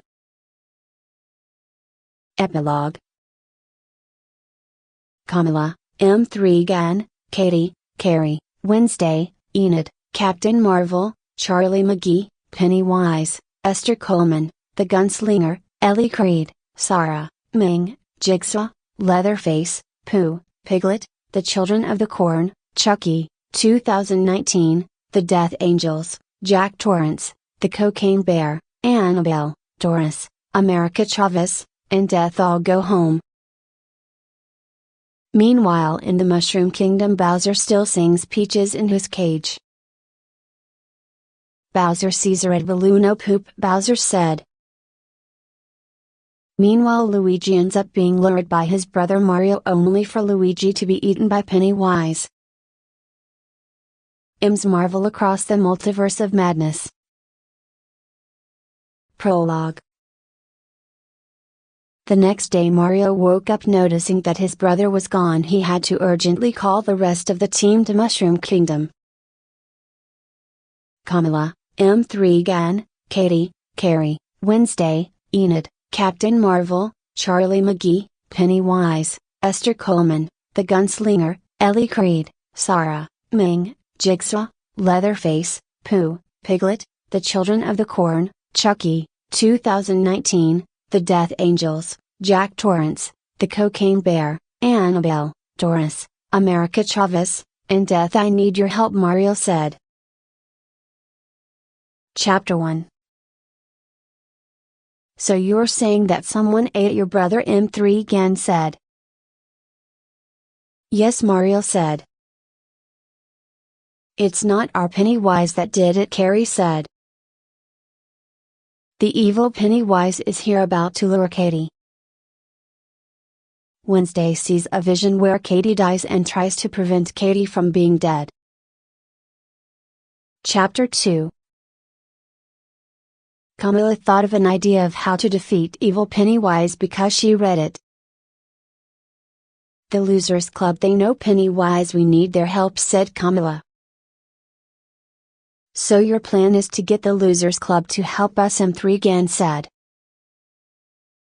Chapter 3. The evil Pennywise tries to eat Toad but is distracted by some Yoshis and begins to eat them. And begins to devour every single Yoshi in the Mushroom Kingdom. Epilogue. Kamala, M3 Gan, Katie, Carrie, Wednesday, Enid, Captain Marvel, Charlie McGee, Pennywise, Esther Coleman, The Gunslinger, Ellie Creed, Sarah, Ming, Jigsaw, Leatherface, Pooh, Piglet, The Children of the Corn, Chucky, 2019, The Death Angels, Jack Torrance, The Cocaine Bear, Annabelle, Doris, America Chavez, Mario, Peach, Toad, Donkey Kong, and Death all go to the Stephen King multiverse to see if the Losers Club are here and they found them and recruit them. Ms. Marvel Beyond the Multiverse of Madness. Prologue. Meanwhile, in the Mushroom Kingdom, the evil Pennywise eats all of Donkey Kong's family. The evil Pennywise eats the llamas and the penguins. Evil Pennywise even eats all of Bowser's army. Chapter 1. Meanwhile, Camilla, M3 Gan, Katie, Carrie, Wednesday, Enid, Captain Marvel, Charlie McGee, Pennywise, Esther Coleman, The Gunslinger, Ellie Creed, Sarah, Ming, Jigsaw, Leatherface, Pooh, Piglet, The Children of the Corn, Chucky, 2019, The Death Angels, Jack Torrance, The Cocaine Bear, Annabelle, Doris, America Chavez, The Losers Club, Mario, Peach, Toad, Donkey Kong, and Death all head to the Mushroom Kingdom only to find it in ruins, the Yashas all being dead, even Donkey Kong's family. Dad, Donkey Kong shouted. Chapter 2. Wednesday has a vision about where evil Pennywise is going to. He's about to kill all of Nevermore, Wednesday said. So he's like Kang the Conqueror, right? Mario asked Wednesday. Yes, Wednesday said. The next thing is that he could be after Seuss now, Carrie said.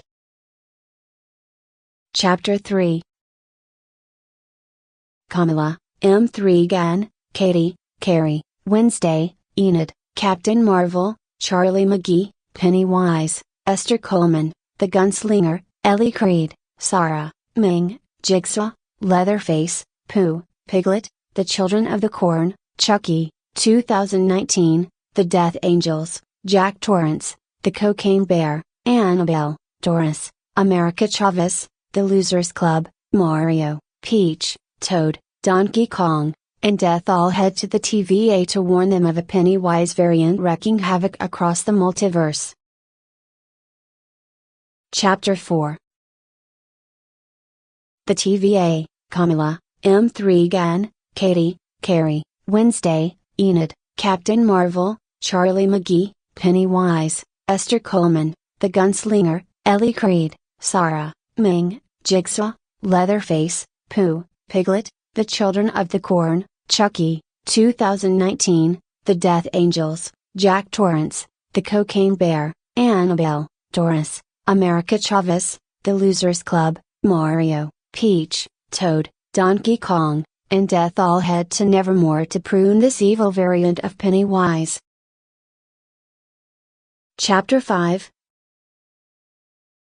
The TVA, Camilla, M3 Gan, Katie, Carrie, Wednesday, Enid, Captain Marvel, Charlie McGee, Pennywise, Esther Coleman, The Gunslinger, Ellie Creed, Sarah, Ming, Jigsaw, Leatherface, Pooh, Piglet, The Children of the Corn, Chucky, 2019, The Death Angels, Jack Torrance, The Cocaine Bear, Annabelle, Doris, America Chavez, The Losers Club, Mario, Peach, Toad, Donkey Kong, and Death all confront the evil Pennywise variant. Donkey Kong punches evil Pennywise.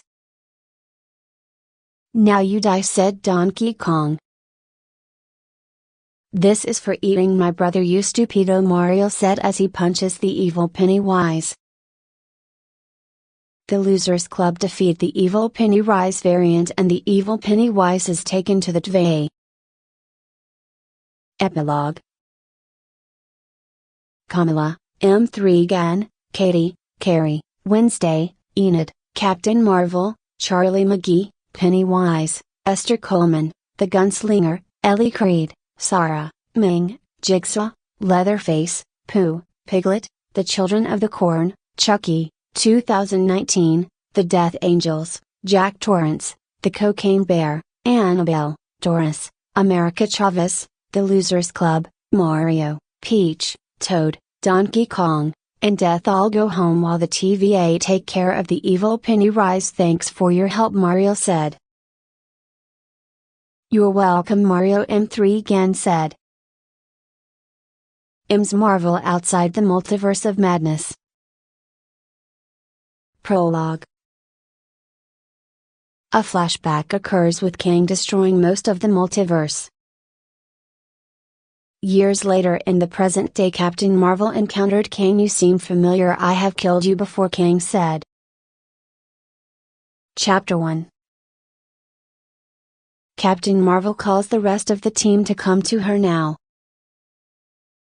Kamala, M3 Gan, Katie, Carrie, Wednesday, Enid, Charlie McGee, Pennywise, Esther Coleman, The Gunslinger, Ellie Creed, Sarah, Ming, Jigsaw, Leatherface, Pooh, Piglet, The Children of the Corn, Chucky, 2019, The Death Angels, Jack Torrance, The Cocaine Bear, Annabelle, Doris, America Chavez, The Losers Club, Mario, Peach, Toad, Donkey Kong, and Death all come to Captain Marvel's aid. Chapter 2. So what is the plan? Kamala said. We need to get more people to help us, Captain Marvel said. I think I might know of some, Captain Marvel said. Chapter 3.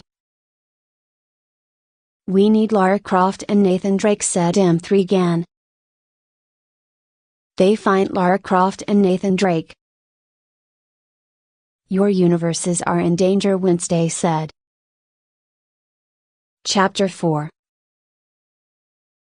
The TVA, Lara Croft, Nathan Drake, Kamala, M3 Gan, Katie, Carrie, Wednesday, Enid, Captain Marvel, Charlie McGee, Pennywise, Esther Coleman, The Gunslinger, Ellie Creed, Sarah, Ming, Jigsaw, Leatherface, Pooh, Piglet, The Children of the Corn, Chucky, 2019, The Death Angels, Jack Torrance, The Cocaine Bear, Annabelle, Doris, America Chavez, The Losers Club, Mario, Peach, Toad, Donkey Kong, and Death all fight Kang. Epilogue.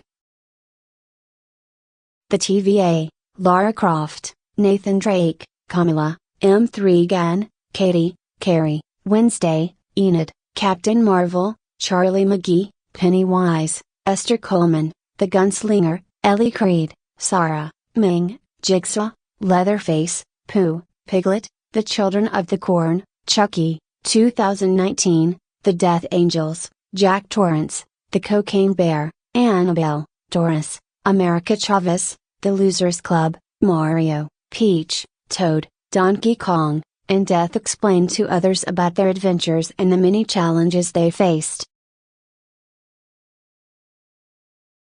Ms. Marvel through the multiverse of madness. Prologue.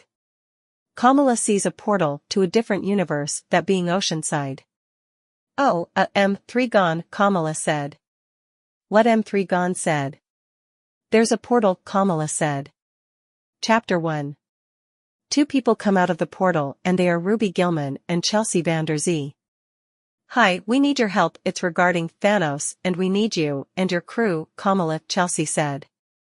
Chapter 2.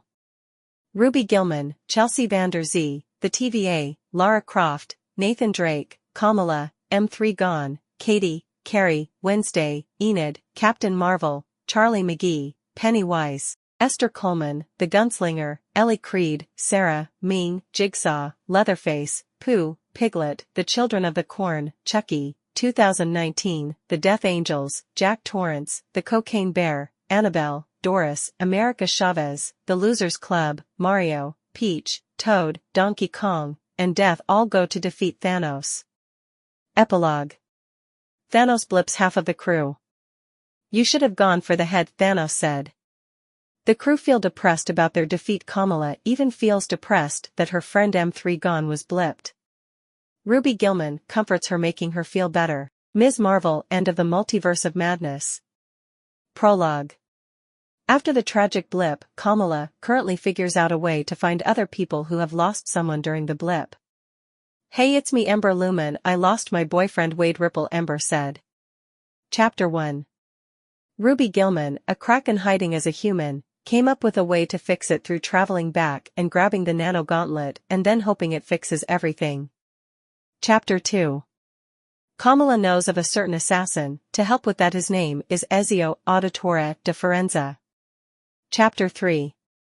Ember Lumen, Ruby Gilman, Chelsea Van Der Zee, the TVA, Lara Croft, Nathan Drake, Kamala, M3 Gone, Katie, Carrie, Wednesday, Enid, Captain Marvel, Charlie McGee, Pennywise, Esther Coleman, the Gunslinger, Ellie Creed, Sarah, Ming, Jigsaw, and Leatherface go back in time to get the nano gauntlet. Chapter 4. Meanwhile, back in their own base, they decide to let Ember do it, and it works, but Thanos shows up to kill them. Chapter 5. Kamala hears someone telling her something on your left. M3 Gone said. Everyone else who were blipped are back and help them. Multiverse Avengers assemble, Kamala said. Epilogue. I am inevitable, Thanos declared, his confidence radiating through the air. As he attempted to snap his fingers, he was met with a shocking revelation: the stones weren't on the gauntlet. "And I'm M3 Gone," came the resolute reply. With a swift movement, M3 Gone took control, blipping Thanos and his entire army out of existence. However, this act of heroism came at a tremendous cost. M3 Gone's form flickered, her energy waning. With a final, determined look towards Kamala, she spoke softly, "Transfer my essence." With Katie's expertise and Kamala's unwavering determination, they managed to transfer M3 Gone's consciousness into a new, powerful android form. Though M3 Gone's original body was gone, her essence lived on, a beacon of hope and strength for the multiverse Avengers. Years later, the multiverse thrived under the watchful eyes of heroes from various dimensions. Among them stood the embodiment of M3 Gone, a symbol of resilience and unity. Her legacy was etched into the very fabric of their reality, a testament to the power of friendship and sacrifice.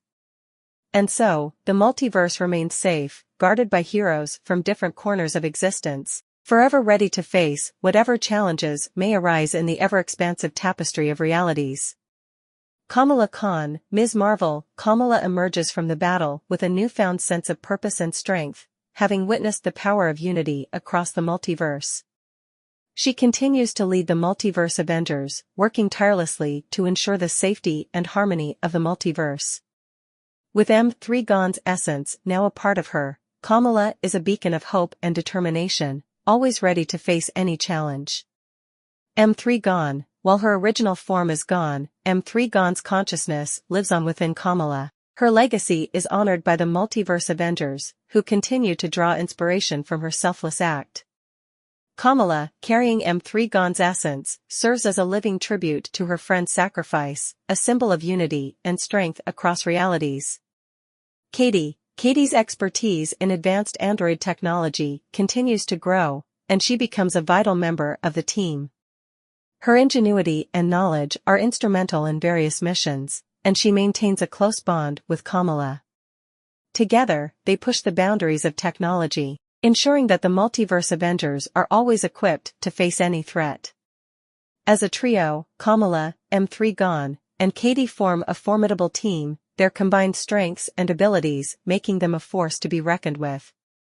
Their unwavering commitment to protecting the multiverse solidifies their place as true heroes, ready to face whatever challenges may come their way. Ruby Gilman, Chelsea Van Der Zee, and the TVA. After the victory, Ruby, Chelsea, and the TVA continue their work in maintaining the integrity of the multiverse. They become crucial allies to the Multiverse Avengers and the Guardians of Realities. Lara Croft and Nathan Drake. Lara and Nathan return to their respective worlds, but their paths continue to cross as they embark on new adventures and archaeological pursuits. Occasionally, they reunite to share knowledge and resources. Carrie, having honed her telekinetic abilities, Carrie becomes a vigilant guardian of her reality, using her powers to protect the innocent and fight against any threats that arise. Wednesday and Enid, reunited and stronger than ever. Wednesday and Enid return to their world with a renewed sense of purpose. They continue to stand as the defenders of their reality, ready to face any challenges that may arise. Captain Marvel, Carol Danvers, continues her duty as a protector of the universe, occasionally crossing paths with the multiverse Avengers when cosmic threats loom large. Charlie McGee, Charlie uses her pyrokinetic abilities to aid in disaster relief efforts and occasionally partners with other heroes to combat powerful adversaries. Pennywise, Esther Coleman, the Gunslinger, Ellie Creed, Sarah, Ming, Jigsaw, and Leatherface, these complex characters return to their respective realities, each with their own personal journeys and struggles. Pooh, Piglet, and the Children of the Corn. Pooh and Piglet continue their adventures in the 100-acre wood, while the Children of the Corn return to their eerie fields, forever bound by their dark pact. Chucky, 2019, the malevolent doll, continues to sow chaos in its own twisted way, always seeking new victims to terrorize. The Death Angels, the enigmatic beings, maintain their vigil over the balance of life and death, ensuring that the natural order of the universe remains intact. Jack Torrance and the Cocaine Bear. Jack's story takes a turn towards redemption as he confronts his inner demons. The Cocaine Bear, a curious and unlikely ally, finds a new purpose in aiding Jack. Annabelle, Doris, and America Chavez. Annabelle and Doris remain dormant, contained by the careful watch of the Guardians of Realities. America Chavez continues to navigate the multiverse, her adventures taking her to distant dimensions.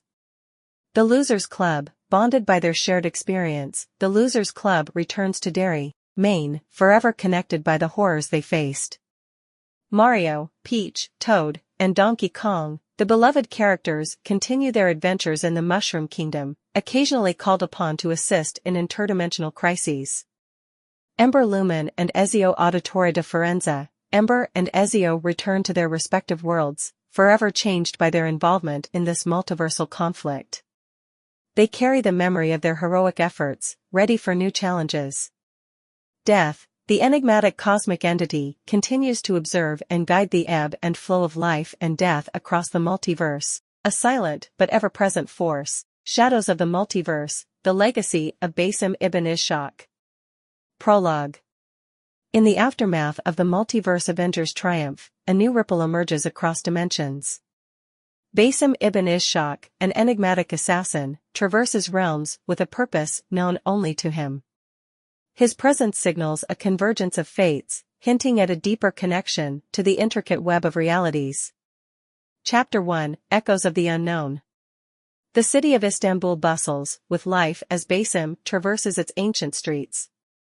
His keen eyes survey the market, seeking relics that hold echoes of forgotten tales. Amidst the vibrant colors of the bazaar, a glimmer catches his attention, an ornate dagger, resonating with an energy that transcends time. Approaching the merchant, Basim's voice is soft yet commanding. "Tell me of this blade's origin." The merchant, captivated by Basim's aura, responds cautiously. It is said to hold the essence of lost civilizations, its past shrouded in mystery. As Basim touches the blade, visions flash before his eyes, visions of heroes and dimensions colliding, of sacrifices made and destinies entwined. He senses the threads of fate drawing tighter around him. Chapter 2, Threads of Destiny. Meanwhile, across the multiverse, Kamala Khan leads the Multiverse Avengers in maintaining peace among realities. The team's success has brought stability, but whispers of a new threat linger in the cosmic winds. Katie's advanced tech detects anomalies in the fabric of existence, hinting at disruptions caused by an unknown force. Kamala senses a familiar presence, a ripple that aligns with the arrival of Basim, the legendary assassin whispered about in ancient texts. Chapter 3, Encounters Across Realms. As Basim delves deeper into the mysteries surrounding the dagger, he crosses paths with Ember Lumen, a dimensional traveler seeking artifacts to restore lost histories. Their encounter sparks a dialogue woven with cryptic hints and shared secrets. Ember, recognizing Basim's resonance with the multiverse, acknowledges, "You bear the weight of unseen worlds upon your shoulders." Basim's gaze meets Ember's, an unspoken understanding passing between them, a realization that their destinies are intertwined in ways yet to be unveiled. Chapter 4, Unveiling Shadows.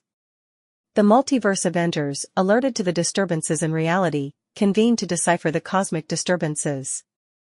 Kamala's instincts guide her to Basim, sensing his involvement in the unfolding chaos. Basim ibn Ishaq, Kamala addresses him, her tone a mix of curiosity and caution. Your presence heralds an upheaval in the balance of the multiverse. Basim, unperturbed by their scrutiny, cryptically responds, the shadows of the past and the future intertwine, revealing secrets that echo across dimensions. Chapter 5, The Nexus Convergence. A convergence point emerges, drawing Basim, Kamala, Ember, and other allies to a nexus where realities collide. The ancient dagger hums with an intensity that resonates across the multiverse, unveiling a cosmic threat lurking in the shadows.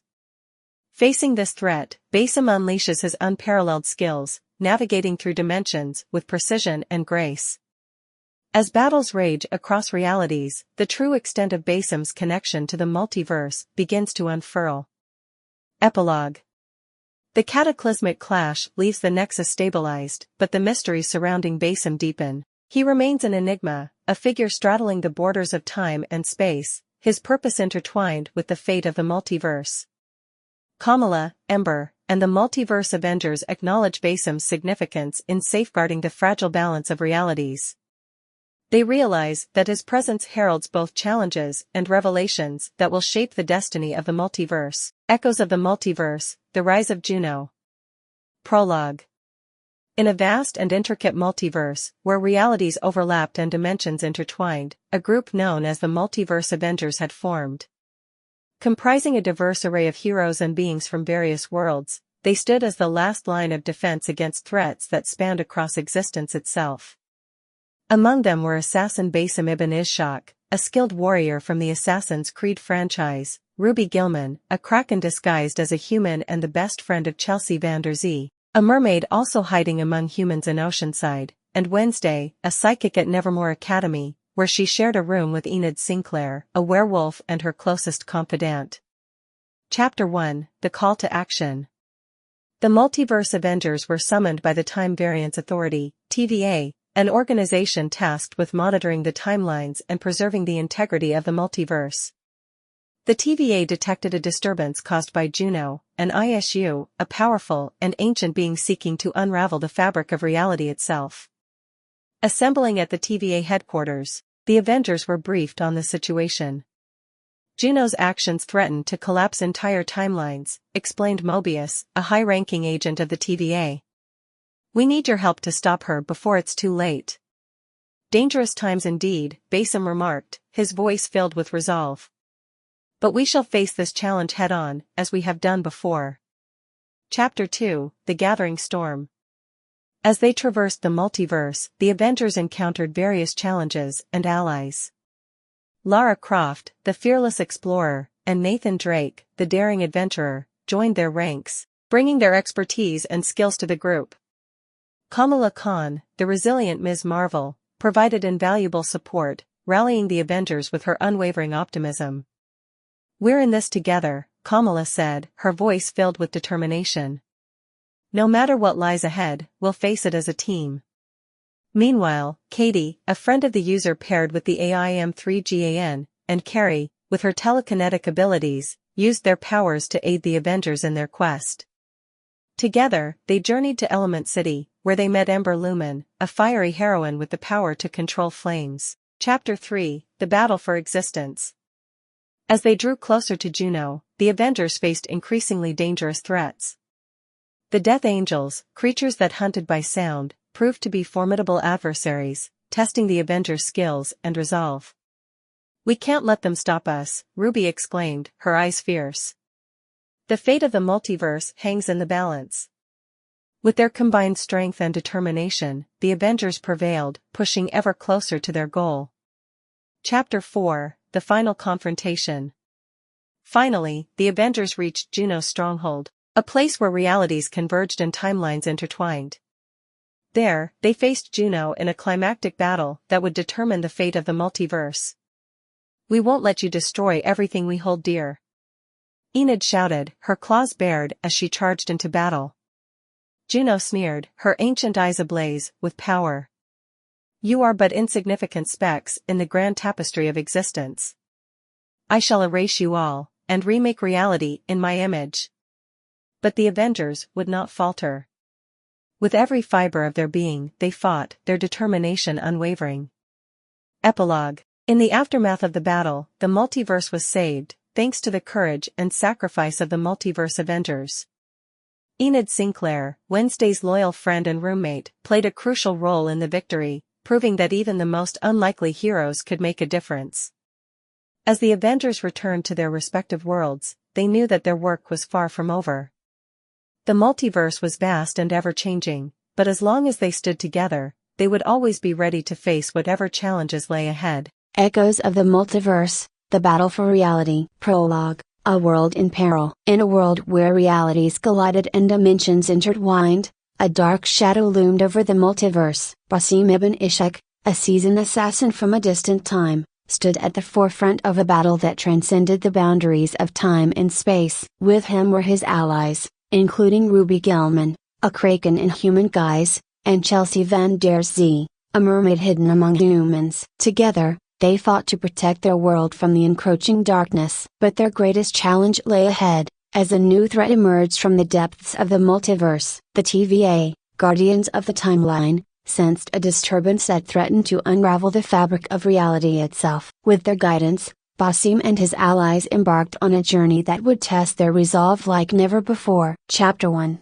The quest begins. In the heart of Element City, Lara Croft and Nathan Drake unearthed an ancient artifact that held the key to unlocking a new dimension. As they delved deeper into the mysteries of the past, they were unaware of the chaos they unleashed. This artifact could be the key to unlocking a new dimension. We have to be careful, said Nathan Drake. Agreed. We can't let this fall into the wrong hands, said Lara Croft. Chapter 2. Allies and Enemies. As Basim and his allies traversed the multiverse, they encountered a myriad of allies and enemies. Kamala, M3 Gan, Katie, and Carrie joined their cause, each bringing their own unique abilities to the fight. Together, they faced off against the likes of Pennywise, the Gunslinger, and the Death Angels, creatures that struck fear into the hearts of even the bravest warriors. We have to stick together if we're going to survive this, said Carrie. Agreed. We can't let fear divide us, said Kamala. Chapter 3.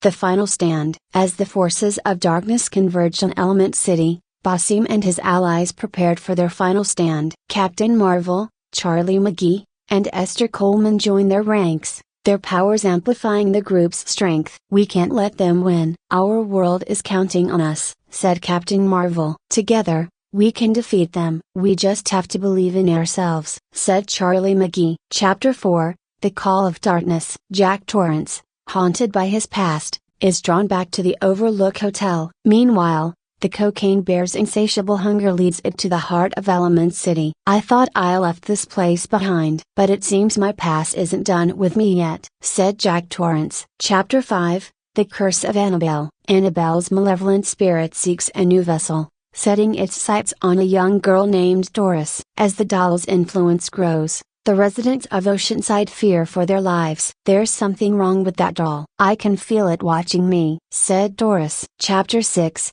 The Arrival of America Chavez. America Chavez, a powerful interdimensional hero, arrives in Element City to investigate the disturbances in the multiverse. Her presence shakes the very foundation of reality. I've seen anomalies like this before. We need to act fast before it's too late, said America Chavez. Chapter 7. The Legacy of Mario. Mario, Peach, Toad, and Donkey Kong discover a hidden temple in the Mushroom Kingdom, uncovering a long-forgotten prophecy that foretells the end of their world. We've faced many challenges before, but this feels different. We must be prepared for whatever comes our way, said Mario. Chapter 8. The Fire Within. Ember Lumen's powers reach their peak, threatening to engulf Element City in flames. As she struggles to control her abilities, a mysterious figure offers her guidance. You have the power to shape your own destiny. Embrace it, and the flames will obey your command, said the mysterious figure. Chapter 9. The creed of Ezia. Ezia Auditor de Firenze's past comes back to haunt him as a new threat emerges from the shadows. With his skills put to the test, he must confront his inner demons. I thought my days of fighting were over. But it seems fate has other plans for me, said Ezia Auditor de Firenze. Chapter 10, The Reckoning of Death. Death, a timeless entity, observes the events unfolding across the multiverse. As the balance of life and death hangs in the balance, death must make a fateful decision. The cycle of life and death is unending. But sometimes, even I must choose a side, said Death. Chapter 11, The Rise of Nerissa. Nerissa, the good variant of the evil mermaid, embraces her destiny as she prepares to confront the woman in black. With her newfound powers, she stands as the last line of defense against the darkness. I may be a variant, but my purpose remains the same. I will protect this world at all costs, said Nerissa. Chapter 12, The Final Confrontation. All the characters, united by fate, converge on a single point in the multiverse. As they prepare for the ultimate battle, they must confront their fears and stand together against the forces of evil. This is our moment, our chance to make a stand and protect our world from those who seek to destroy it, said Basim ibn Ishaq. Chapter 13, The Duality of Nehul. Nehul, a female variant of Basim ibn Ishaq, finds herself torn between her loyalty to her counterpart and her desire for independence. As she navigates the complexities of her existence, she discovers a new path that could change the course of the multiverse. I may be a variant, but I am still me, and I will forge my own destiny, no matter what it takes, said Nehul. Epilogue, A New Beginning. With the threat of the woman in black vanquished, the multiverse begins to heal. As the characters return to their respective worlds, they carry with them the memories of their shared struggle, forging bonds that will last a lifetime. Multiverse Avengers, Shadows of the Multiverse. Chapter 1, The Convergence. The ancient temple in the heart of Kyoto lay hidden in the shadows, its secrets protected by centuries-old wards. Fujibayashi Nao, a skilled ninja from the Edo period, moved silently through the temple's dark corridors, her senses heightened. She was on a mission for the Assassin Brotherhood, seeking a mysterious artifact rumored to possess the power to manipulate time. As she reached the innermost chamber, the air crackled with an unfamiliar energy. Her hand hovered over the artifact, a small, intricately carved stone. When a blinding light enveloped her, she felt a wrenching sensation, as if the fabric of reality itself was being torn apart. When the light faded, Fujibayashi found herself in a place unlike any she had ever seen. The sky was an eerie, shifting mix of colors, and the ground beneath her feet seemed to pulse with a strange energy. She had been pulled into the multiverse. Where am I? She whispered, her hand instinctively reaching for her katana. A voice answered from the shadows. You are in the Nexus, a convergence point between realities. Fujibayashi turned to see a group of individuals emerging from the shadows. At the forefront was Basim ibn Ishaq, a fellow assassin, but his attire was different, more modern. Beside him stood Wednesday Addams, her pale face and dark attire contrasting sharply with the vibrant surroundings. There were others, too, Ruby Gilman, Chelsea Van Der Zee, and Enid Sinclair, each exuding a unique aura of power. We are the Multiverse Avengers, Basim explained. Each of us comes from a different reality, brought together to combat a threat that spans the multiverse. Fujibayashi's eyes narrowed. Why am I here? We need your help, Wednesday said, stepping forward. An ancientess named Juno is attempting to rewrite reality. She seeks to merge all timelines into one under her control. Basim continued.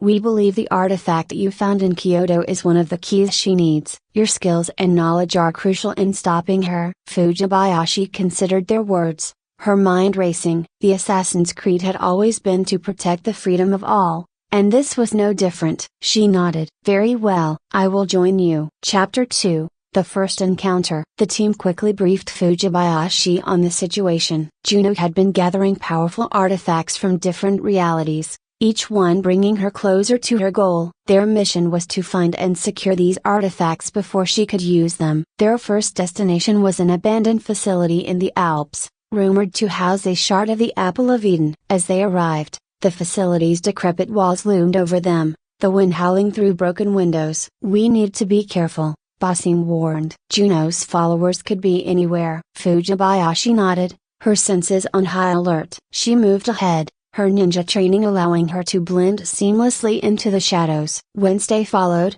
her psychic abilities probing the facility for any signs of life. Inside, the facility was a labyrinth of dark corridors and echoing chambers. As they advanced, they encountered traps and security systems, long forgotten but still deadly. Fujibayashi's agility and expertise were invaluable, disarming traps and guiding the team safely through. In the central chamber, they found the shard, glowing with an otherworldly light. But as they approached, a figure stepped out from the shadows, blocking their path. It was Chelsea Van der Zee, but her eyes were filled with a cold, calculating intelligence. "You won't take this from me," she hissed, her voice distorted by Juno's influence. A battle ensued, fierce and unrelenting. Fujibayashi's katana clashed with Chelsea's trident, sparks flying with each strike. Meanwhile, the rest of the team fought off Juno's minions, their combined powers creating a symphony of destruction. Fujibayashi's focus was unwavering. She dodged a powerful swing from Chelsea and countered with a precise strike,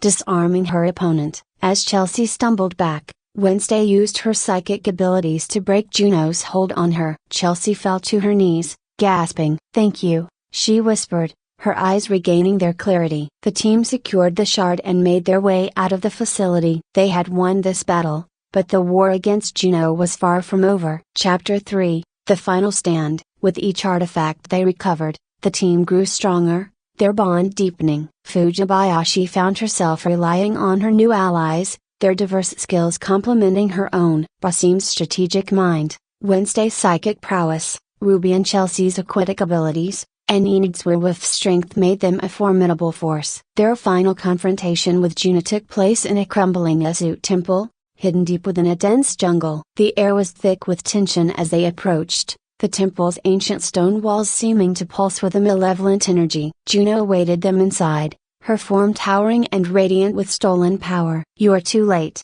she declared, her voice echoing through the chamber. "With these artifacts, I will become a god." The battle was fierce and desperate. Juno's powers were immense, warping reality around her. But the multiverse Avengers fought with everything they had, their determination unwavering. Fujibayashi and Basim worked in tandem, their blades a blur as they struck at Juno. Wednesday used her psychic abilities to disrupt Juno's concentration, while Ruby and Chelsea unleashed torrents of water, weakening her defenses. Enid, in her werewolf form, tackled Juno with raw, feral strength. Despite their efforts, Juno's power seemed insurmountable. But Fujibayashi noticed a pattern in Juno's attacks, a momentary lapse in her defenses. She signaled to the others, formulating a plan. As Juno prepared to unleash a devastating blast, Fujibayashi launched herself forward, her katana aimed at the artifact that powered Juno's abilities. With a precise strike, she shattered it, the explosion of energy throwing her back. Juno screamed as her power waned, the multiverse stabilizing around them. The team pressed their advantage, and with a final, combined effort, they defeated Juno, her form disintegrating into nothingness. The temple fell silent, the threat finally vanquished. The multiverse Avengers stood victorious, their bond forged in the fires of battle. Epilogue, New Beginnings. With Juno defeated, the team returned to the Nexus. Each member had a choice to make: a return to their own reality or continue protecting the multiverse. Fujibayashi looked at her newfound friends, a sense of belonging filling her heart. "I will stay," she said. "There is still much to protect, and our fight is not over." Basim nodded, a proud smile on his face. "Welcome to the Multiverse Avengers, Fujibayashi Nao." Together, they stood ready to face whatever challenges the multiverse would throw at them, united by their shared mission and unbreakable bond. Multiverse Avengers, Alice's Awakening. Prologue. The fractured realm. The fractured moonlight spilled across the desolate landscape of Wonderland, casting long, eerie shadows over its twisted, dreamlike terrain. The once vibrant and chaotic realm had fallen into a state of disarray. The heart of Wonderland, the Queen's domain, lay in ruin, and the once thriving garden of bizarre flora now lay barren. Alice Little, now a seasoned traveler of the multiverse, stood alone in the midst of this chaos. Her once whimsical dress was now worn and tattered, her eyes reflecting the turmoil of the realm she had fought so hard to save. Her return to Wonderland had not been of her choosing, it was the echo of a sinister disturbance that drew her back. In the heart of the wreckage, a spectral figure emerged from the shadows, an ancient entity known as Juno, a powerful issue whose ambitions stretched across the fabric of the multiverse. Juno had discovered a way to manipulate the very essence of Wonderland, using it as a conduit for his dark designs. "I see you've returned, Alice." Juno's voice was a chilling whisper that reverberated through the shattered realm. "But this Wonderland is no longer yours to command. It now serves a greater purpose." Alice's gaze hardened as she faced the malevolent being. "What are you planning, Juno?" "Wonderland's magic is not a tool for your conquest." With a dismissive wave, Juno conjured a swirling vortex of darkness, drawing from the remnants of Wonderland's magic. "The multiverse is on the brink of collapse, and this realm is merely the beginning. I intend to reshape reality itself, and your precious Wonderland will be the catalyst." As the vortex began to pull at the very fabric of Wonderland, Alice felt a sudden, jarring shift in the energy around her. The sky above flickered with strange colors, and a resonant hum echoed through the air. It was as if the boundaries between worlds were weakening, creating ripples that reached beyond Wonderland. In a moment of desperation, Alice reached into her pocket and pulled out a small, intricately designed locket, a token from her adventures. It began to glow with an otherworldly light, resonating with the distortions in the multiverse. The locket, an artifact of immense power, had the ability to bridge realms. Before Juno could react, Alice invoked the locket's power, creating a shimmering portal. The swirling light enveloped her, pulling her away from the crumbling Wonderland. As she was dragged through the portal, Alice caught one last glimpse of the realm she had tried so hard to protect, now succumbing to Juno's malevolent influence. With a final, resolute glance at the fading ruins of Wonderland, Alice was transported through the multiverse, her fate intertwined with the destinies of those waiting on the other side. Chapter 1: The Blurring Lines. London, 1875. Alice Liddell awoke with a start, drenched in sweat. The remnants of her nightmare lingered in her mind, a vision of Wonderland, twisted and corrupted, merging with the real world. The Cheshire Cat had warned her of an impending catastrophe that threatened not just Wonderland, but countless other realms as well. As she sat up in bed, Alice noticed a faint, shimmering portal in the corner of her room. Without hesitation, she approached it, her curiosity overcoming her fear. She stepped through the portal, determined to uncover the truth behind her vision. Nevermore Academy, present day. Wednesday Adams and Enid Sinclair were patrolling the dark corridors of Nevermore Academy. Strange anomalies had been occurring with increasing frequency, elements of Wonderland bleeding into their world. A nearby mirror shattered, its shards floating in midair before reassembling into a twisted, grinning face. "We need to find the source of these disturbances," Wednesday said, her voice calm and unwavering. As they turned a corner, a shimmering portal appeared before them. A figure emerged, dressed in a blue dress and apron, wielding a vorpal blade. Alice Liddell had arrived. Chapter 2: Meeting the Multiverse Avengers. Alice surveyed her surroundings, her eyes narrowing as she took in the Gothic architecture of Nevermore Academy. She felt a presence beside her and turned to face Wednesday and Enid. "Who are you?" Enid asked, her curiosity evident. "Alice Liddell," Alice replied, her grip tightening on her blade. "I come from a place called Wonderland." "It's complicated." Wednesday studied Alice intently. "We've been dealing with strange anomalies that seem connected to your world. Perhaps your arrival is not a coincidence." Alice nodded. "I've had visions of a great danger threatening both Wonderland and other realms. I believe our worlds are interconnected." Chapter 3: Forming Alliances. Wednesday and Enid introduced Alice to the Multiverse Avengers. As they gathered in a grand hall,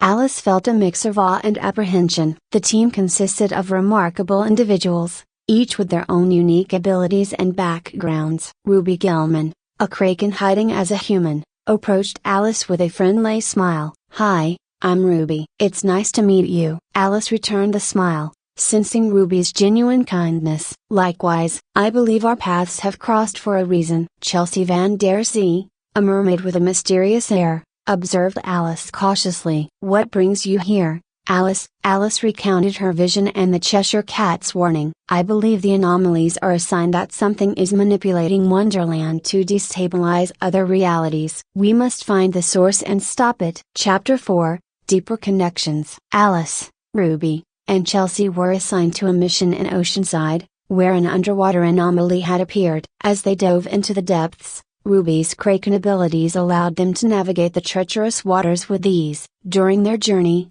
Alice and Ruby bonded over their shared experiences of feeling like outsiders. Ruby admired Alice's bravery, while Alice found solace in Ruby's optimism. Chelsea, initially reserved, began to open up to Alice. You remind me of myself, in a way. Struggling with dual identities. Alice nodded. Our differences are our strengths. Together, we can overcome anything. Chapter 5, Facing Juno. As the team gathered information, they discovered that Juno, an issue with malevolent intentions, was behind the disturbances. Juno sought to harness the chaos of Wonderland to gain ultimate power. The Multiverse Avengers confronted Juno in a climactic battle that spanned multiple realities. Alice's knowledge of Wonderland proved crucial in navigating the surreal landscapes and overcoming Juno's manipulations. With the combined efforts of the team, Juno was defeated, and the anomalies began to dissipate. Wonderland and the other realms were finally stabilizing. Chapter 6,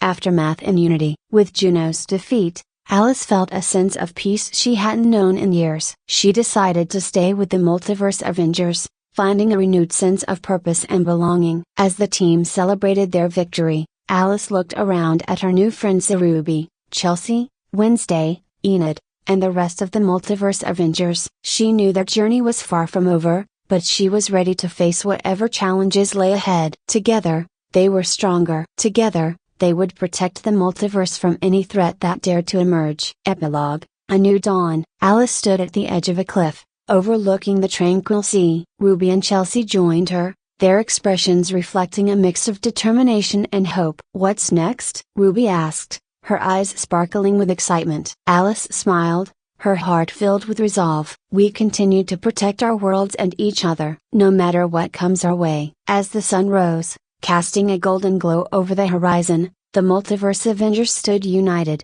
ready for the adventures that awaited them. The Multiversal Horror, a Blumhouse Odyssey. Prologue, The Great Unraveling. The halls of the Time Variance Authority had never been so loud. Alarms howled.